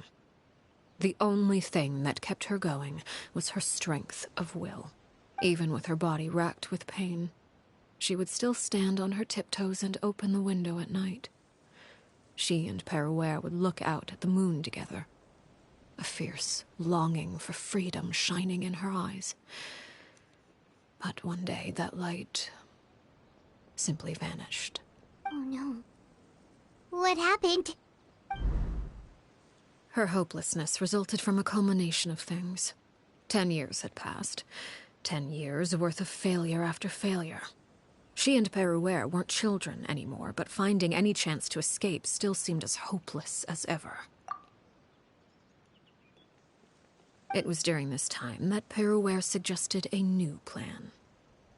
If escaping was out of the question, Why not take down the very person sitting on top of this throne of lies? Mother, her Clairvy rejected that proposal. She claimed that, as a famous harbinger, Crucibina possessed an unimaginable amount of power. Trying to kill her would have an incredibly low chance of success. Clairvy never gave another reason, but Peruere could see it written all over her face. Clairvy still thought of Crucibina as her mother. Killing her own flesh and blood was a line she couldn't bring herself to cross. If she couldn't escape and fight back, then only one option remained. Precisely. Death was the only way that she felt she could be free. It happened during a duel. When she arrived at the dueling ring that day, her partner turned out to be none other than Peruere, the very person that had stood by her side all those years. It was a fierce battle. But ultimately, Clairvy decided to let Peruere end her life. From that moment on, Peruere's journey was one written in flames. When the rain finally came and washed it all away, there she stood, the sole victor in Mother's endless game of slaughter. A trail of corpses strewn across her path to success. It was the very result she had predicted 10 years prior. Even then, she believed she would make it until the end.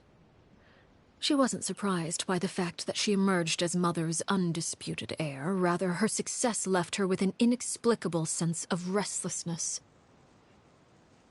She was unsettled, and there was only one thing that could quell that sensation. Perhaps you two would like to take a guess as to what it was? Crucibina, you mean? But... Correct.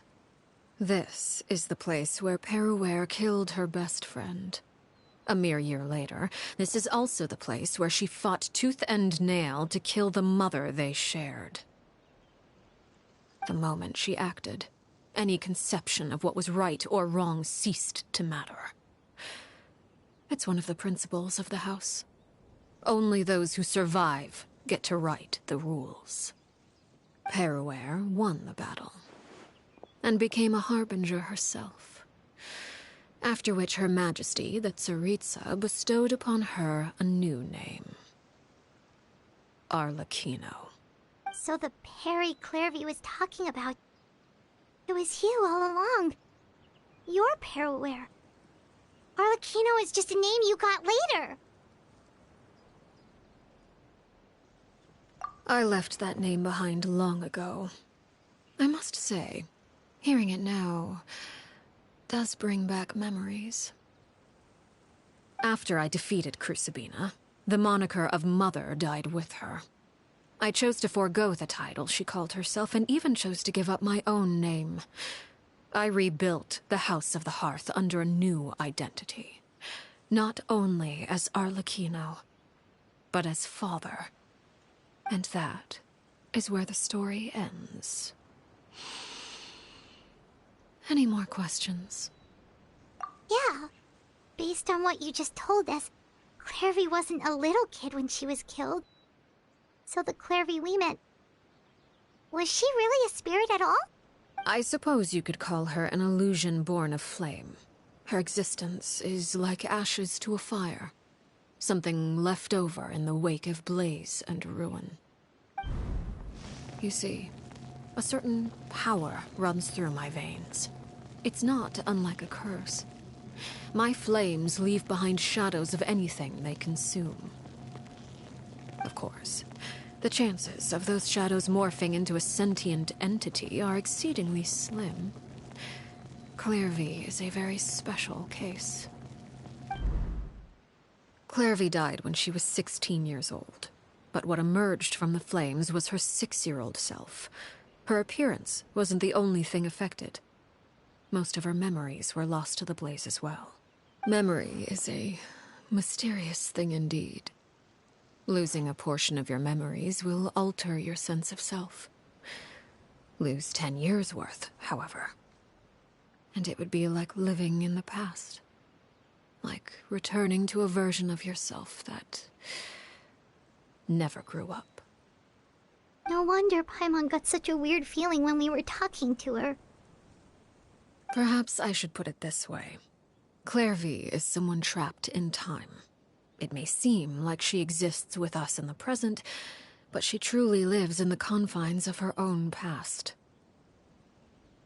So if all of that is true, then you must have known about Clairvy for a long time. Indeed. She's a rather volatile and unstable entity. Sometimes she would look after the children. She's even saved some of their lives. But other times, she would hide from me and become obsessed with revealing the truth about the house to anyone who will listen. Shadows don't have the capacity to learn or grow. Any new information they encounter is quickly forgotten over time. Your attempts to expose Clairvy to sunlight. They failed, yes. The reason is actually quite simple. In Clairvy's mind, the house is impossible to escape, and it is this very perception that traps her there. But no matter. All I have to do is kill her again, and all will be resolved. I don't anticipate so much as a single speck of ash will be left behind this time. Can you kill a ghost? Wait! Paimon can understand why you might want her gone, but isn't there another way? So what if she's trapped in her 6-year-old self? She's still your friend! At least talk to her first! It's too late for that. She broke the rules, and now she must be punished. That goes for Filial and Nantoy as well. She's had quite the effect on them. I hope you understand. The difference between Crucibina and myself lies in our formulation of the rules, not our policy for enforcing them. Upholding the rules without question is a trait we both share, because that is how a household should be run. Is this really what you want to do? Whatever could you mean? Don't you want to say a proper goodbye at least? Whether as a killer or as a father, there are two things that must be avoided at all costs. Anger and sorrow. Anger makes you impulsive. Sorrow causes you to waver. Well, it appears it's about time to proceed. Before we arrived, I told some of my well-behaved children to bring our troublemakers here by nightfall. I do believe I've kept my end of the deal. I gave your friends quite a bit more time. As for what happens now, we'll just have to wait and see.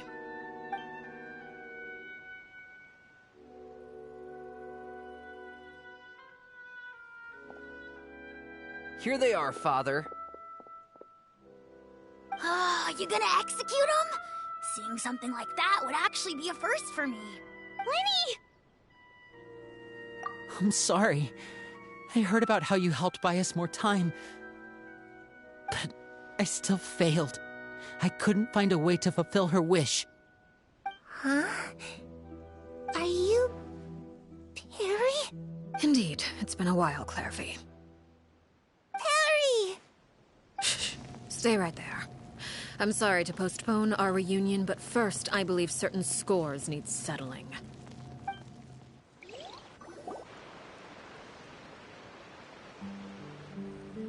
Father, let me explain. Out of my way. Father!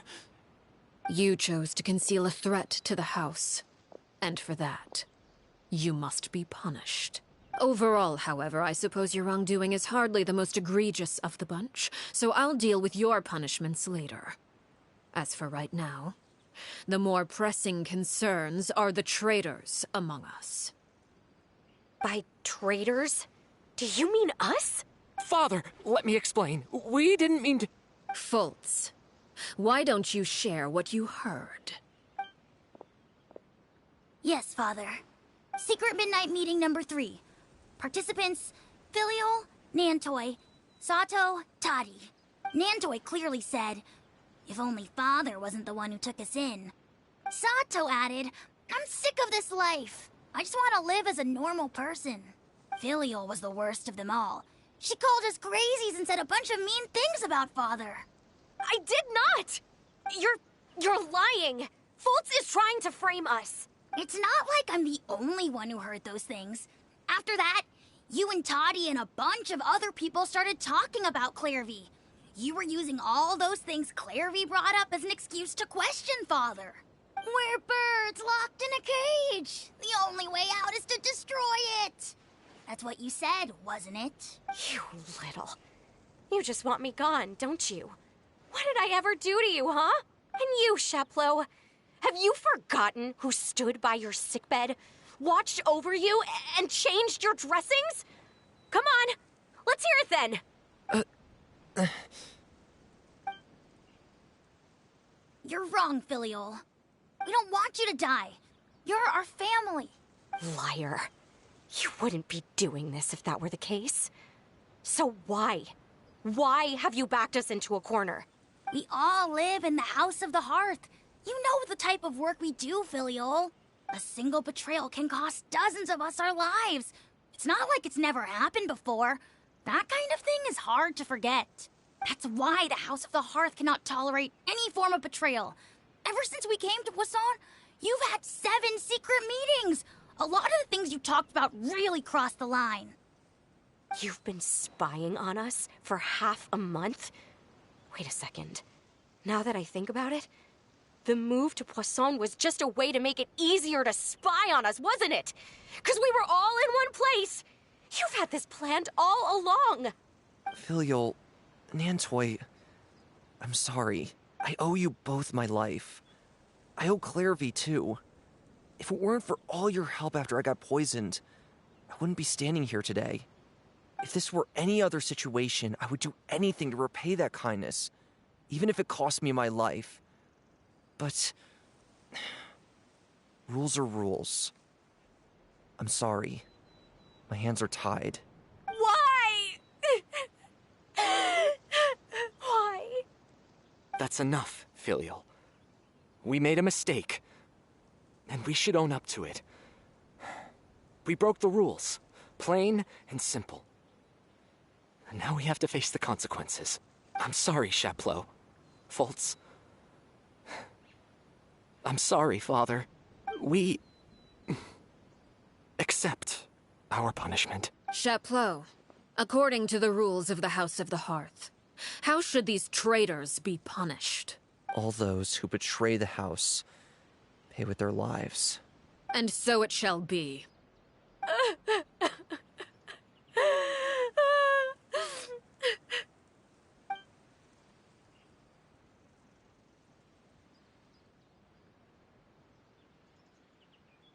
Father, please wait!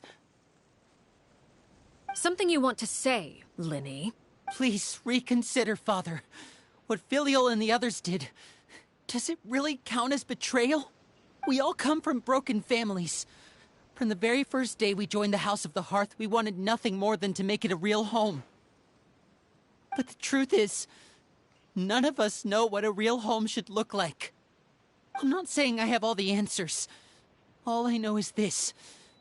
Killing Filial and the others may uphold the rules, but doing so will only bring us further away from being a real family than we've ever been. So please, Father, please reconsider. I agree with Linny. Father, please. Linny, you... I also agree with Linny. An order once given cannot be rescinded. However, given the extent of your determination, I suppose we shall have to go about this a different way. Draw your weapons and face me. Our weapons? Father, are you referring to a duel? Precisely. The rules of the house will not be altered. Traitors must be punished. And that's the part where the traveler steps in. However, resolving disputes with a duel is also one of our rules, one that also applies to me. Demonstrate a sufficient showing of strength, and I shall offer a concession. Wait. Bede. Father in a duel? Impossible. Father is way too strong, even for Lenny.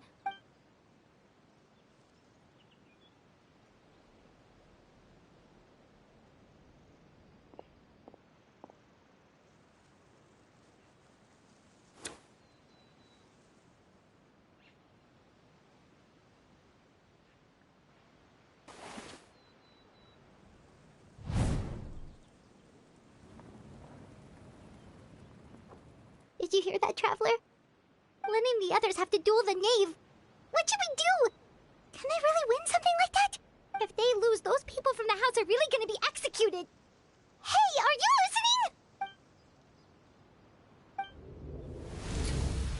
Don't you want to say a proper goodbye at least?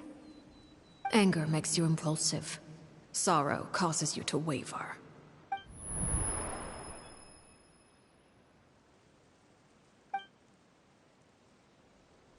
Oh, looking at that expression on her face, she seems really serious about this. Guess that means there's no chance she's throwing the duel on purpose, huh? When guests are around, families are often on their best behavior. And any disputes are less likely to escalate. When the time comes, make the choice that you deem most appropriate in the situation, and lend your help to the House of the Hearth. What's wrong, Traveler? Hey, where are you going? Traveler? You're asking to join the duel against the knave? I'll allow it. We do have a ready-made dueling ring at our disposal, after all.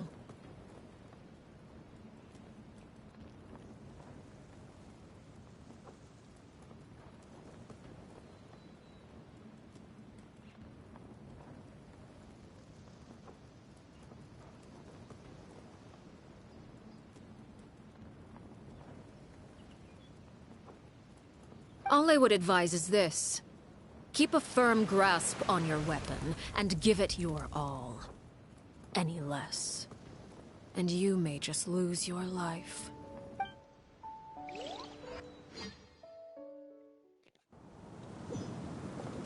So do I get to change my team?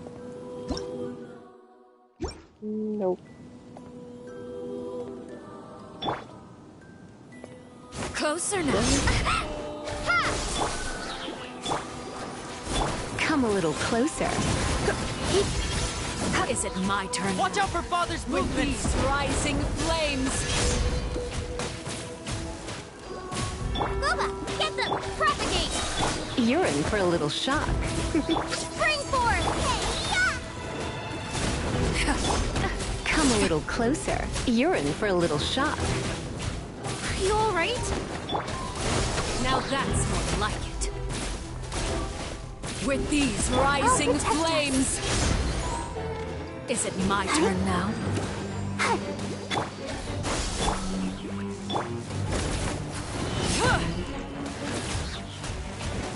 Look out!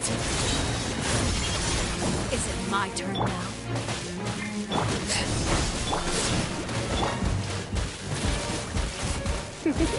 With the fall of darkness, destruction shall rise. Have a taste of purgatory. Don't hit me! Now's our chance!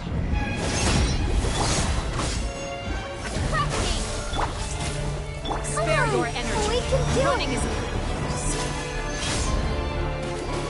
Go, Barbara, go! Scatter!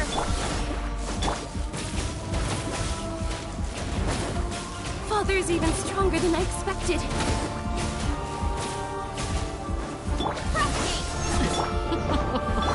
Look at you. Trapped like a bunch of helpless animals. Is it my turn now? Nice and spicy! You're Getting gear!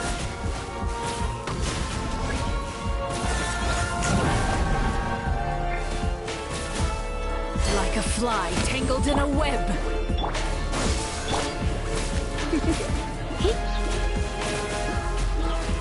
come a little.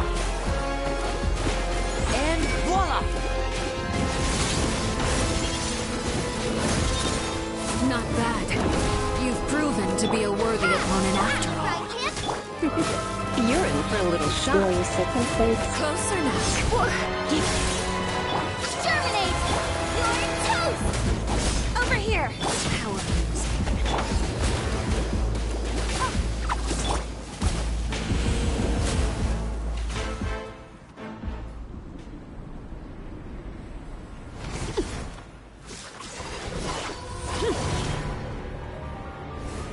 And it looks like phase 2.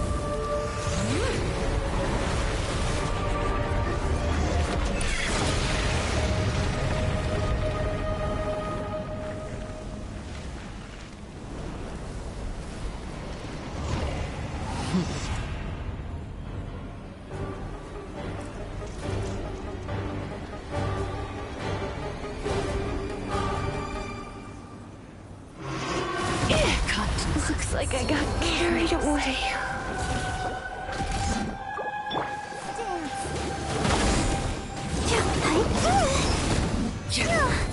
Nice and spicy. Scatter.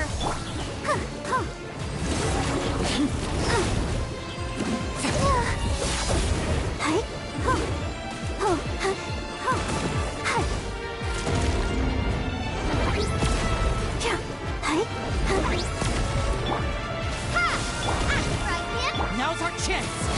Over here!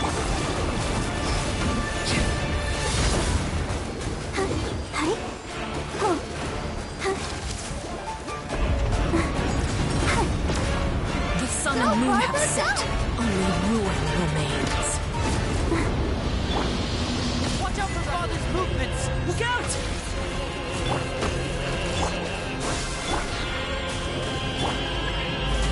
Come a little closer. Let's see how strong your resolve truly is. Come a little closer. Scatter! Now's our chance! Over here!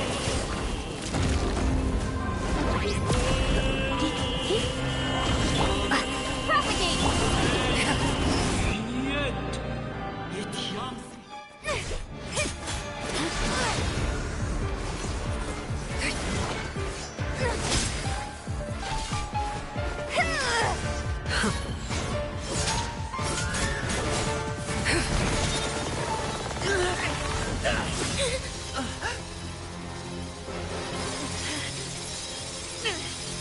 You should know better than to crowd in one place.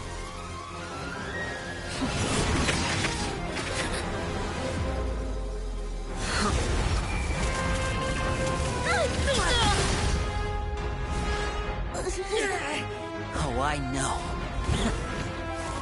No! I'm sorry, Father!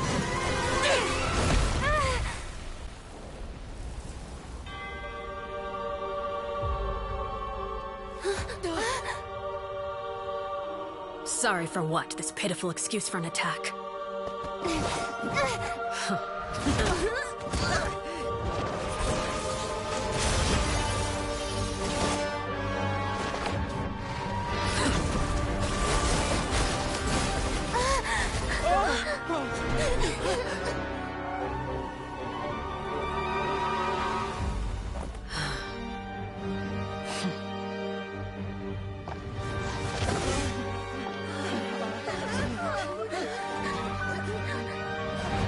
Father, no!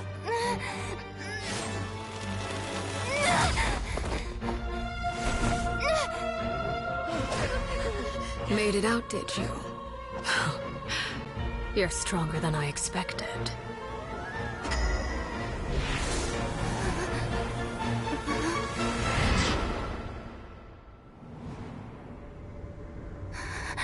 A crimson moon. I can't move.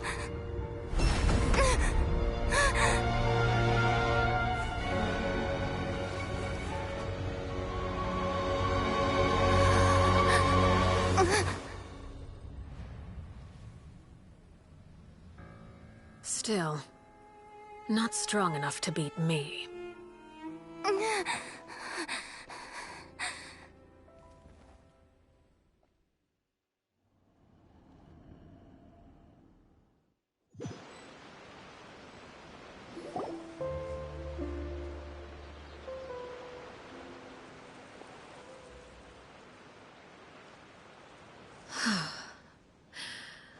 I believe we can end things here. It's not often that we get to enjoy the company of guests, after all. We wouldn't want things to get too out of hand. Brother, are you alright? Lenny. Given that I am the victor of this duel, as agreed, the punishment stands. No! I never thought things would end like this. However, everyone involved in the duel demonstrated a remarkable level of strength and determination. In light of this, I'm prepared to change the method of execution.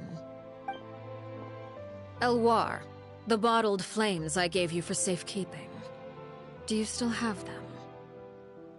Yes?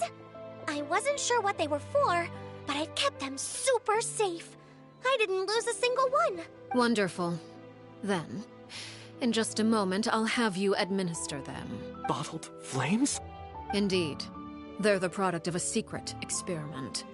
Under certain special circumstances, flames can be extracted from my person and preserved. Once ingested, searing pain will spread across every inch of your body. No harm will come to you physically, but your memories will be burned away, if you can withstand the pain.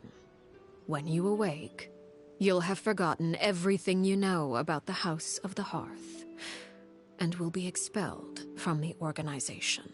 In other words, administering this concoction will kill the version of you that grew up in the house, and give you a new identity.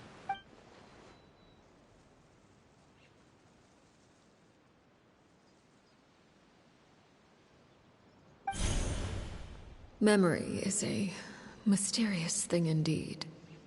Losing a portion of your memories will alter your sense of self.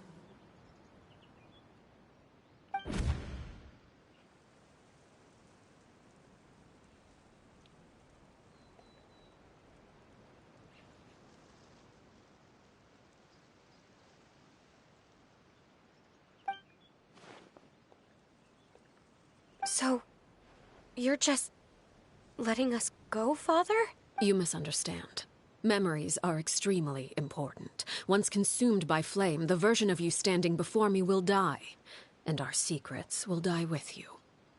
So no, I don't intend to just let you go, because the person who survives will be nothing but a stranger.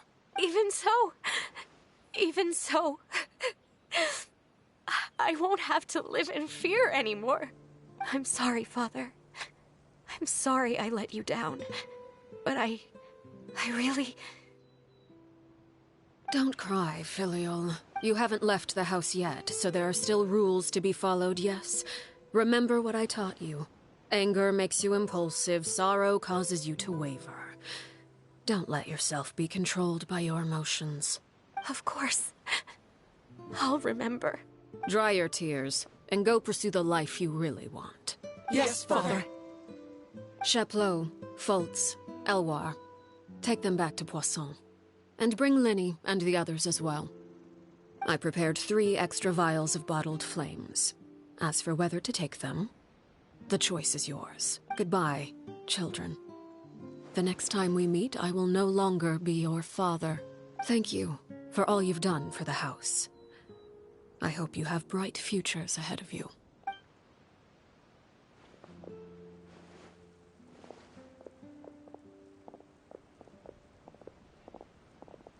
Father.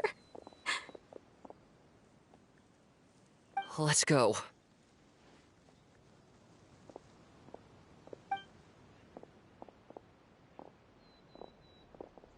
Here, grab my arm, Linny. I'll help you walk back. Thank you.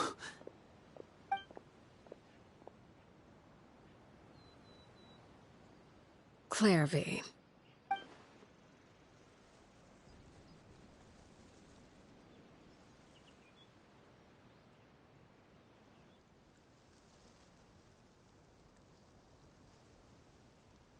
Can we talk now?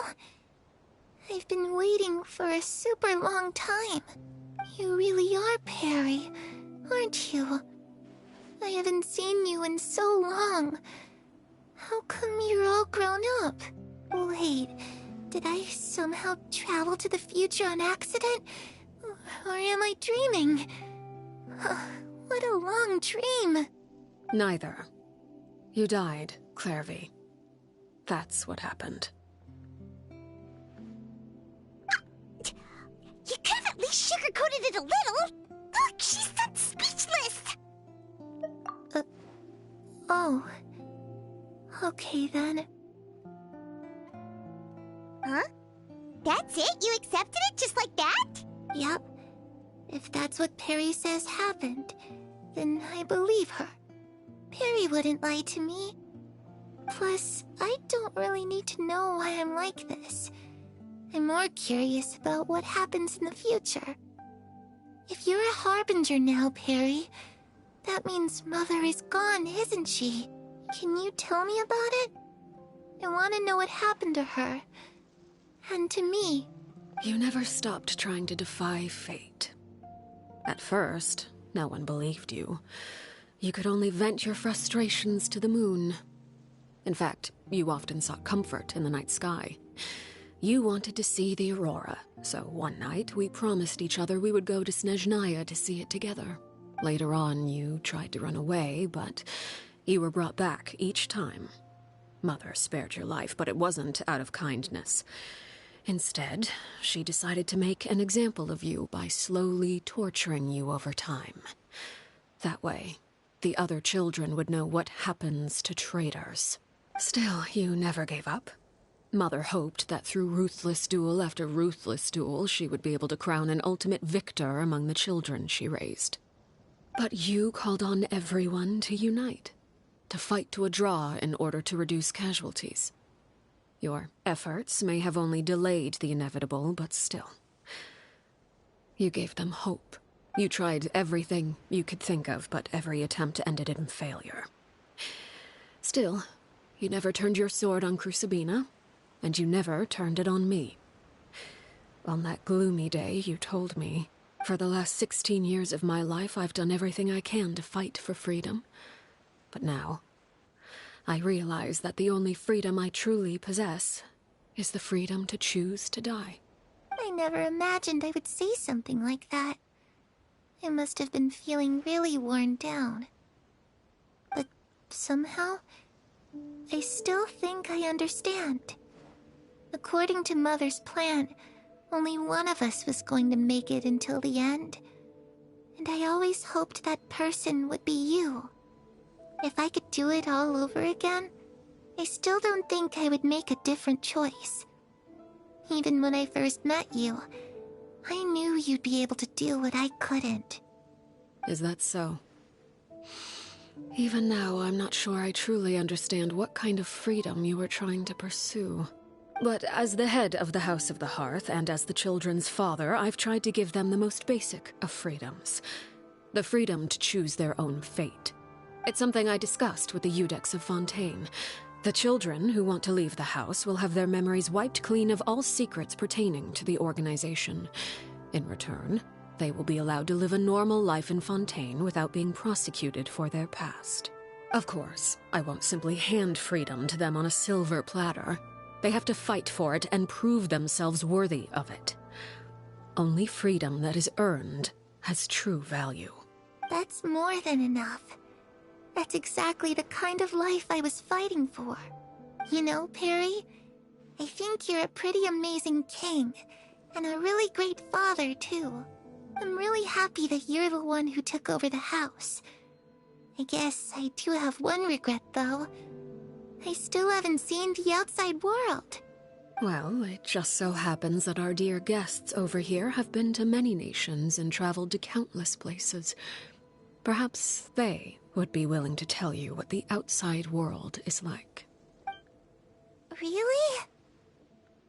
Of course! We've traveled all over the place. We've got so many stories, we could probably talk your ears off for 3 days straight!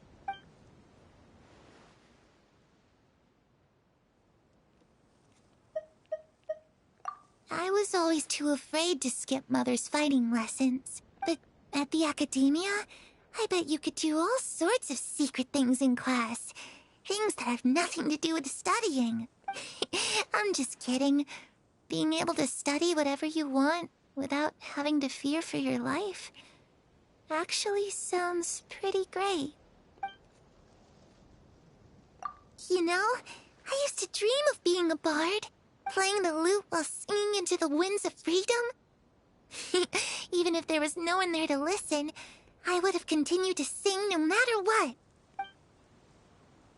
Ah, that's where Mora comes from. I never knew that before. If I had some Mora, I would buy 3 new dresses. One for me, one for Perry, and one for Mother. It's just too bad Perry doesn't like wearing dresses. And Mother, well, she probably wouldn't accept something like that either. I guess I'd just have to keep them all for me then. Those yokai you mentioned, what do they look like? I once saw a drawing of this one guy with horns on his head and a super scary face. Are there any yokai like that? Oh, sounds like you're talking about an Oni. Yep, we've met one, and let Paimon tell you, they're not nearly as scary as they look.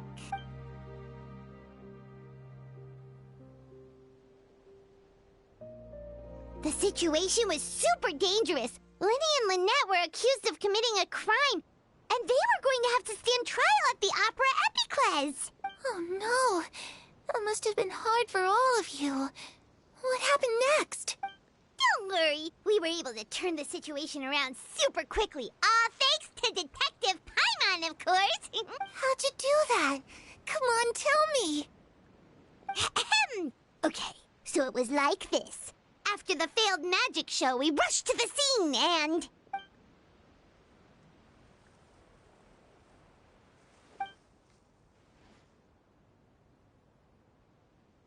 Shadows don't have the capacity to learn or grow. Any new information they encounter is quickly forgotten over time.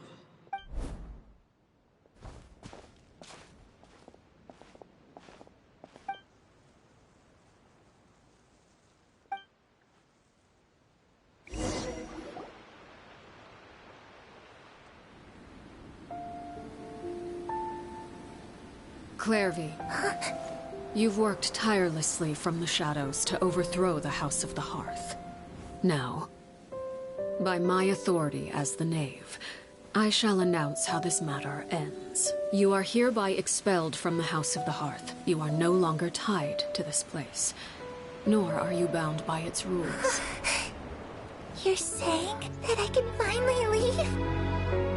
I get to experience the outside world as well?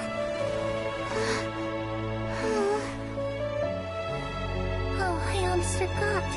There's no getting older for me. Still, seeing who you grew up to be makes me really happy, Paraware.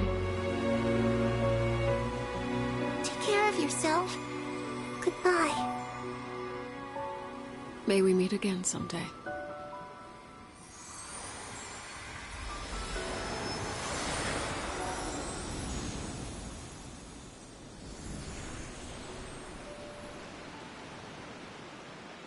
Clairvy.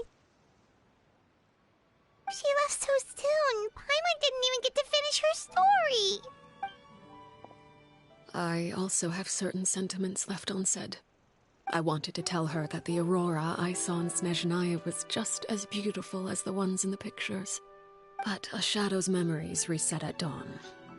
Had we delayed any longer, we wouldn't have had the time to say goodbye. Whatever regrets may linger, let them be lost to the coming of a new day. Father? It's Linny! Hey, Linny!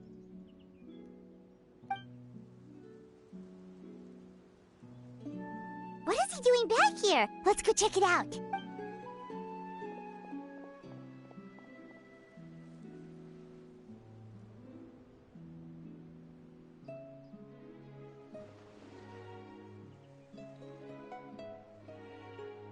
Father, the bottled flames have been administered. Filio and the others have left the house. And you? What have you decided? Thank you for giving us that choice, Father. But we never wanted to leave the house. It's the only home we've ever known. Lynette and Fremine feel the same way. They're recuperating back at the Hotel Bouffe d'été. But I decided to come back and tell you where we stood. I'm sure you're well aware of the expectations I have for you. I want you to follow in my footsteps and become the next king of the house. Yet you seem to have different ideas, I must admit. I'm rather surprised by your decision to stay. There's nothing wrong with choosing to live a quiet life. Leading this organization is a heavy responsibility, one not so easily carried by someone forced onto the throne. I just never understood what you saw in me. What made you believe I was deserving of that throne? You're brave, talented, and, most importantly, you cherish your family. You would do anything to protect them, even if it costs you your life.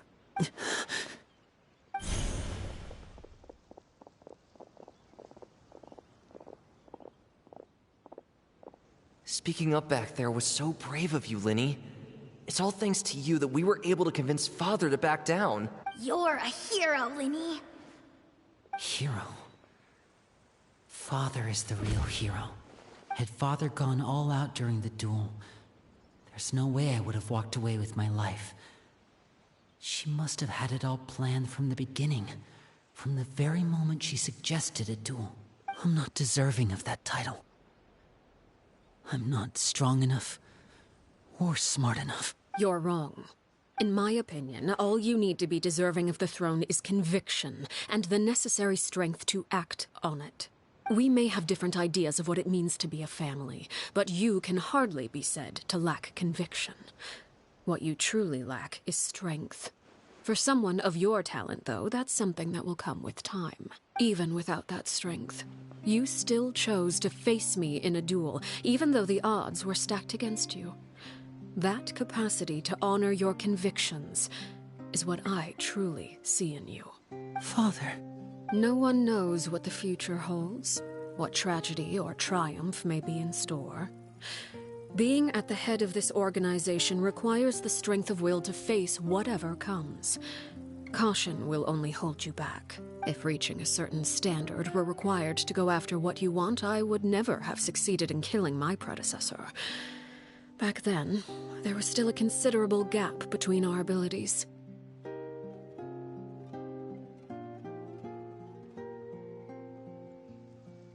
Strength may decide the ultimate victor, but those who let a lack of strength dictate their decisions or undermine their convictions will never be worthy of the throne.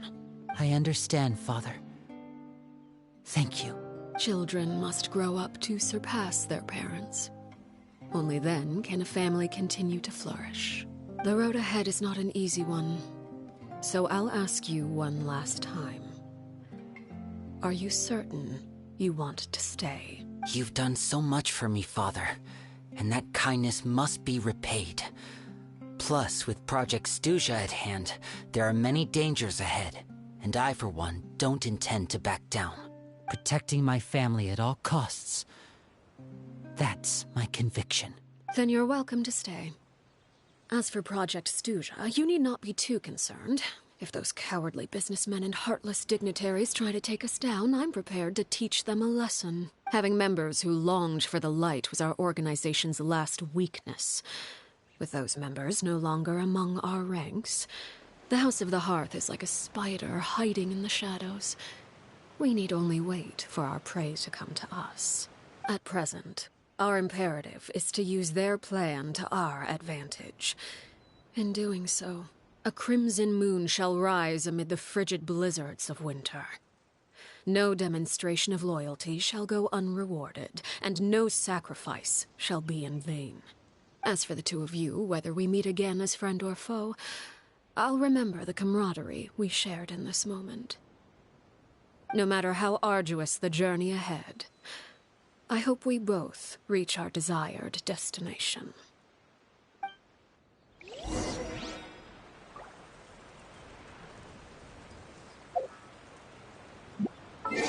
Wait 2 days.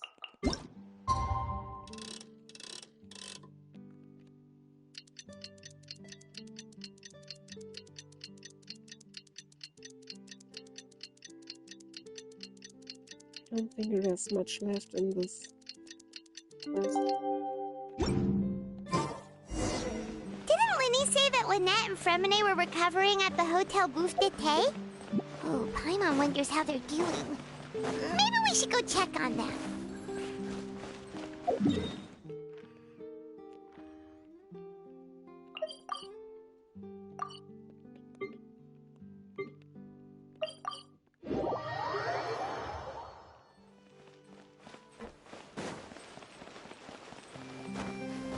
Race you!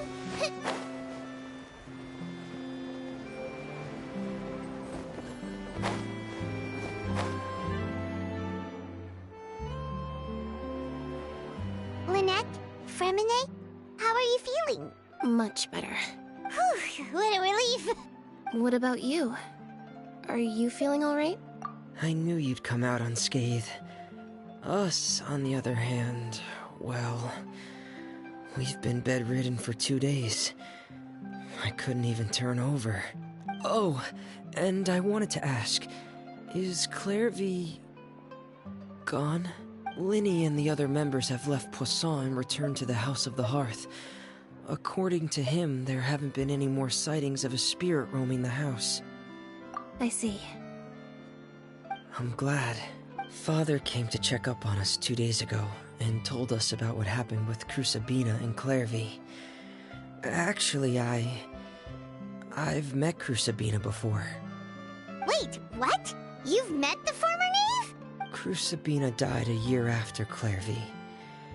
It was during the year between their deaths that I joined the House of the Hearth. Crucibina had an extremely cruel and radical way of doing things. While she was alive, the atmosphere in the house was suffocating. When I joined, though, the experiment she valued so much had already come to an end, and all the people involved, dead and injured alike, were gone. Crucibina never talked about the past with us newcomers.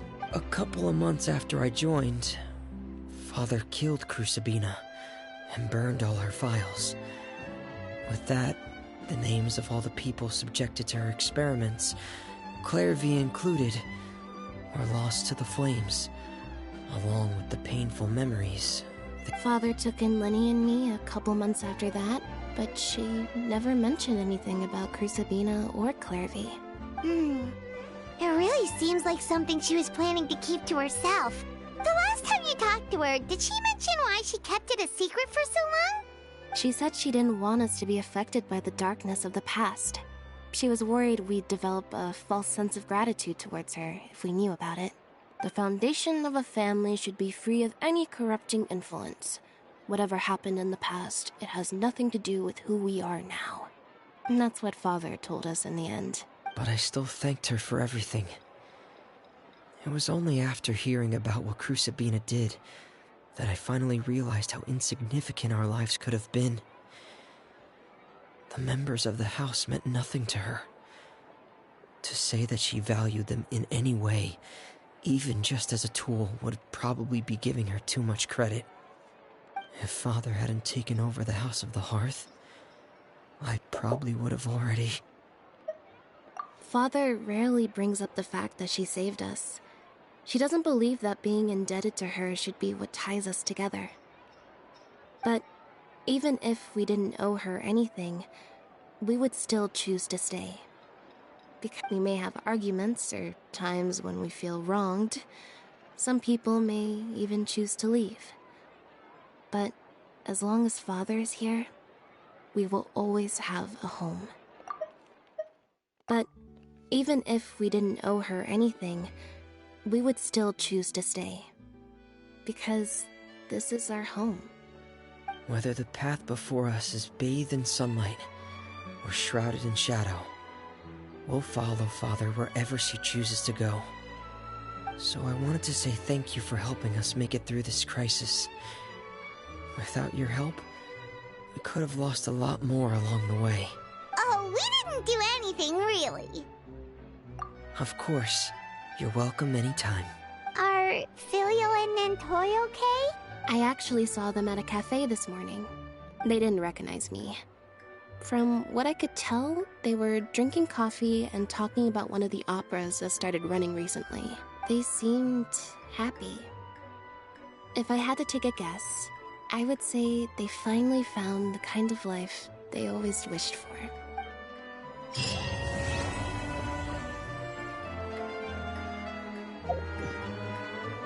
What's this quest?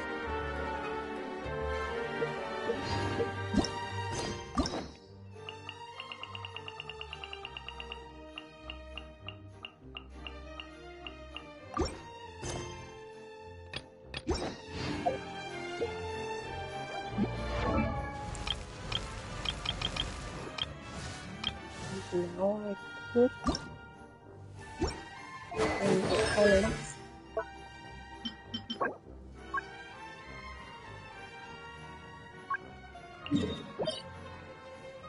By reading Arlecchino.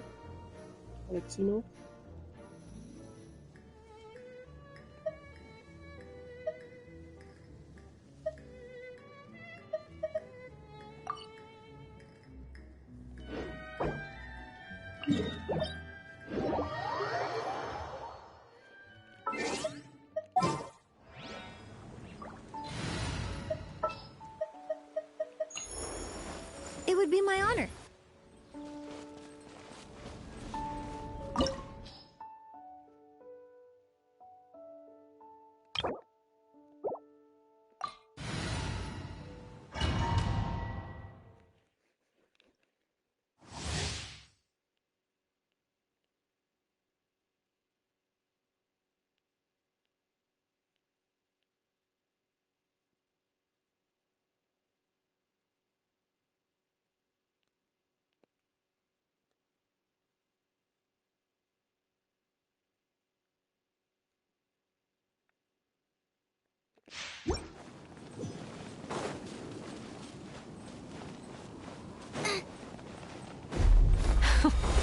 Afraid? Or do you not even have the courage to be afraid? You're in Is for a it little my shock. turn now? Let's dance. With these rising flames! You're in for a little... Come a little closer. You're in for a little Is it shock. my turn now? Come a little closer. You're in...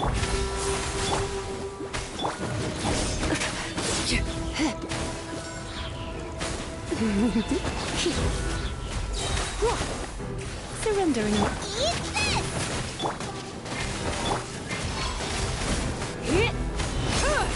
Now that's more like it. Is it my turn Russian now? floral! With these rising flames! You're in for a little shock. You...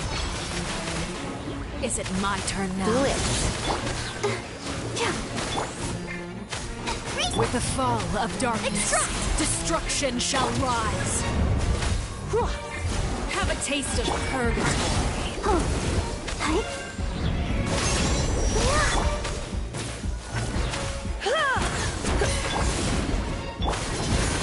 Come a little closer.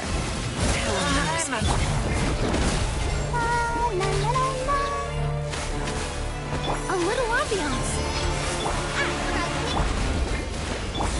The countdown has begun. Like a fly tangled in a web.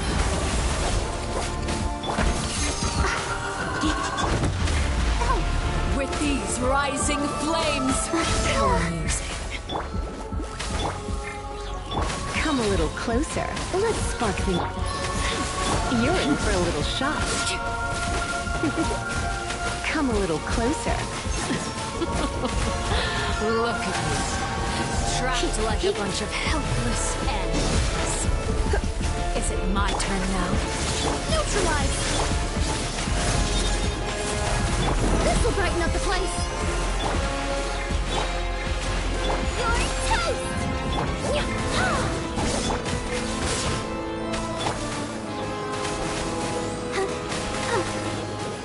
Is it my turn now?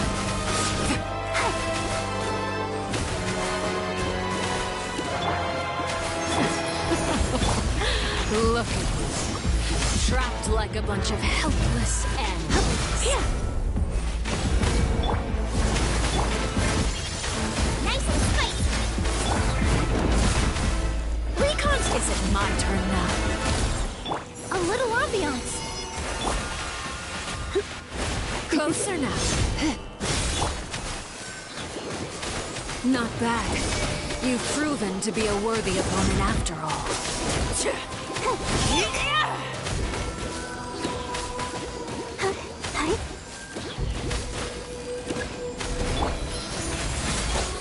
The countdown has begun. Try not to...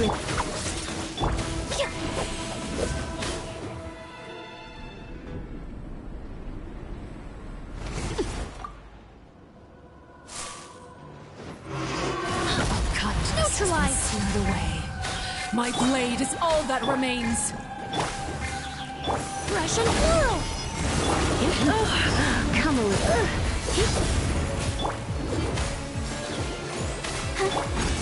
Lola, get the... extract. Eat this.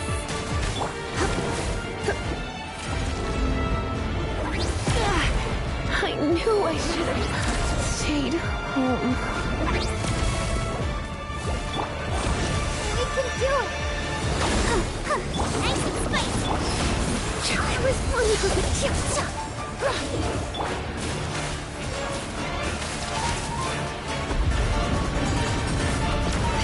The sun and moon have set. Only ruin remains. You struggle in vain. Neutralize. Lola, get them.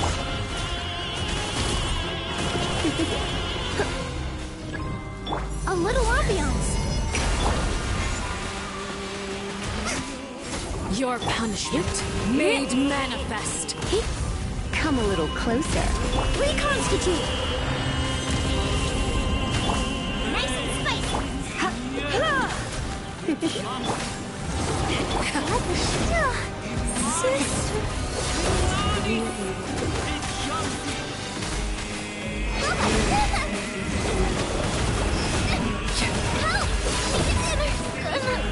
Who's next? I'm not doing this. Well, I'll try again later.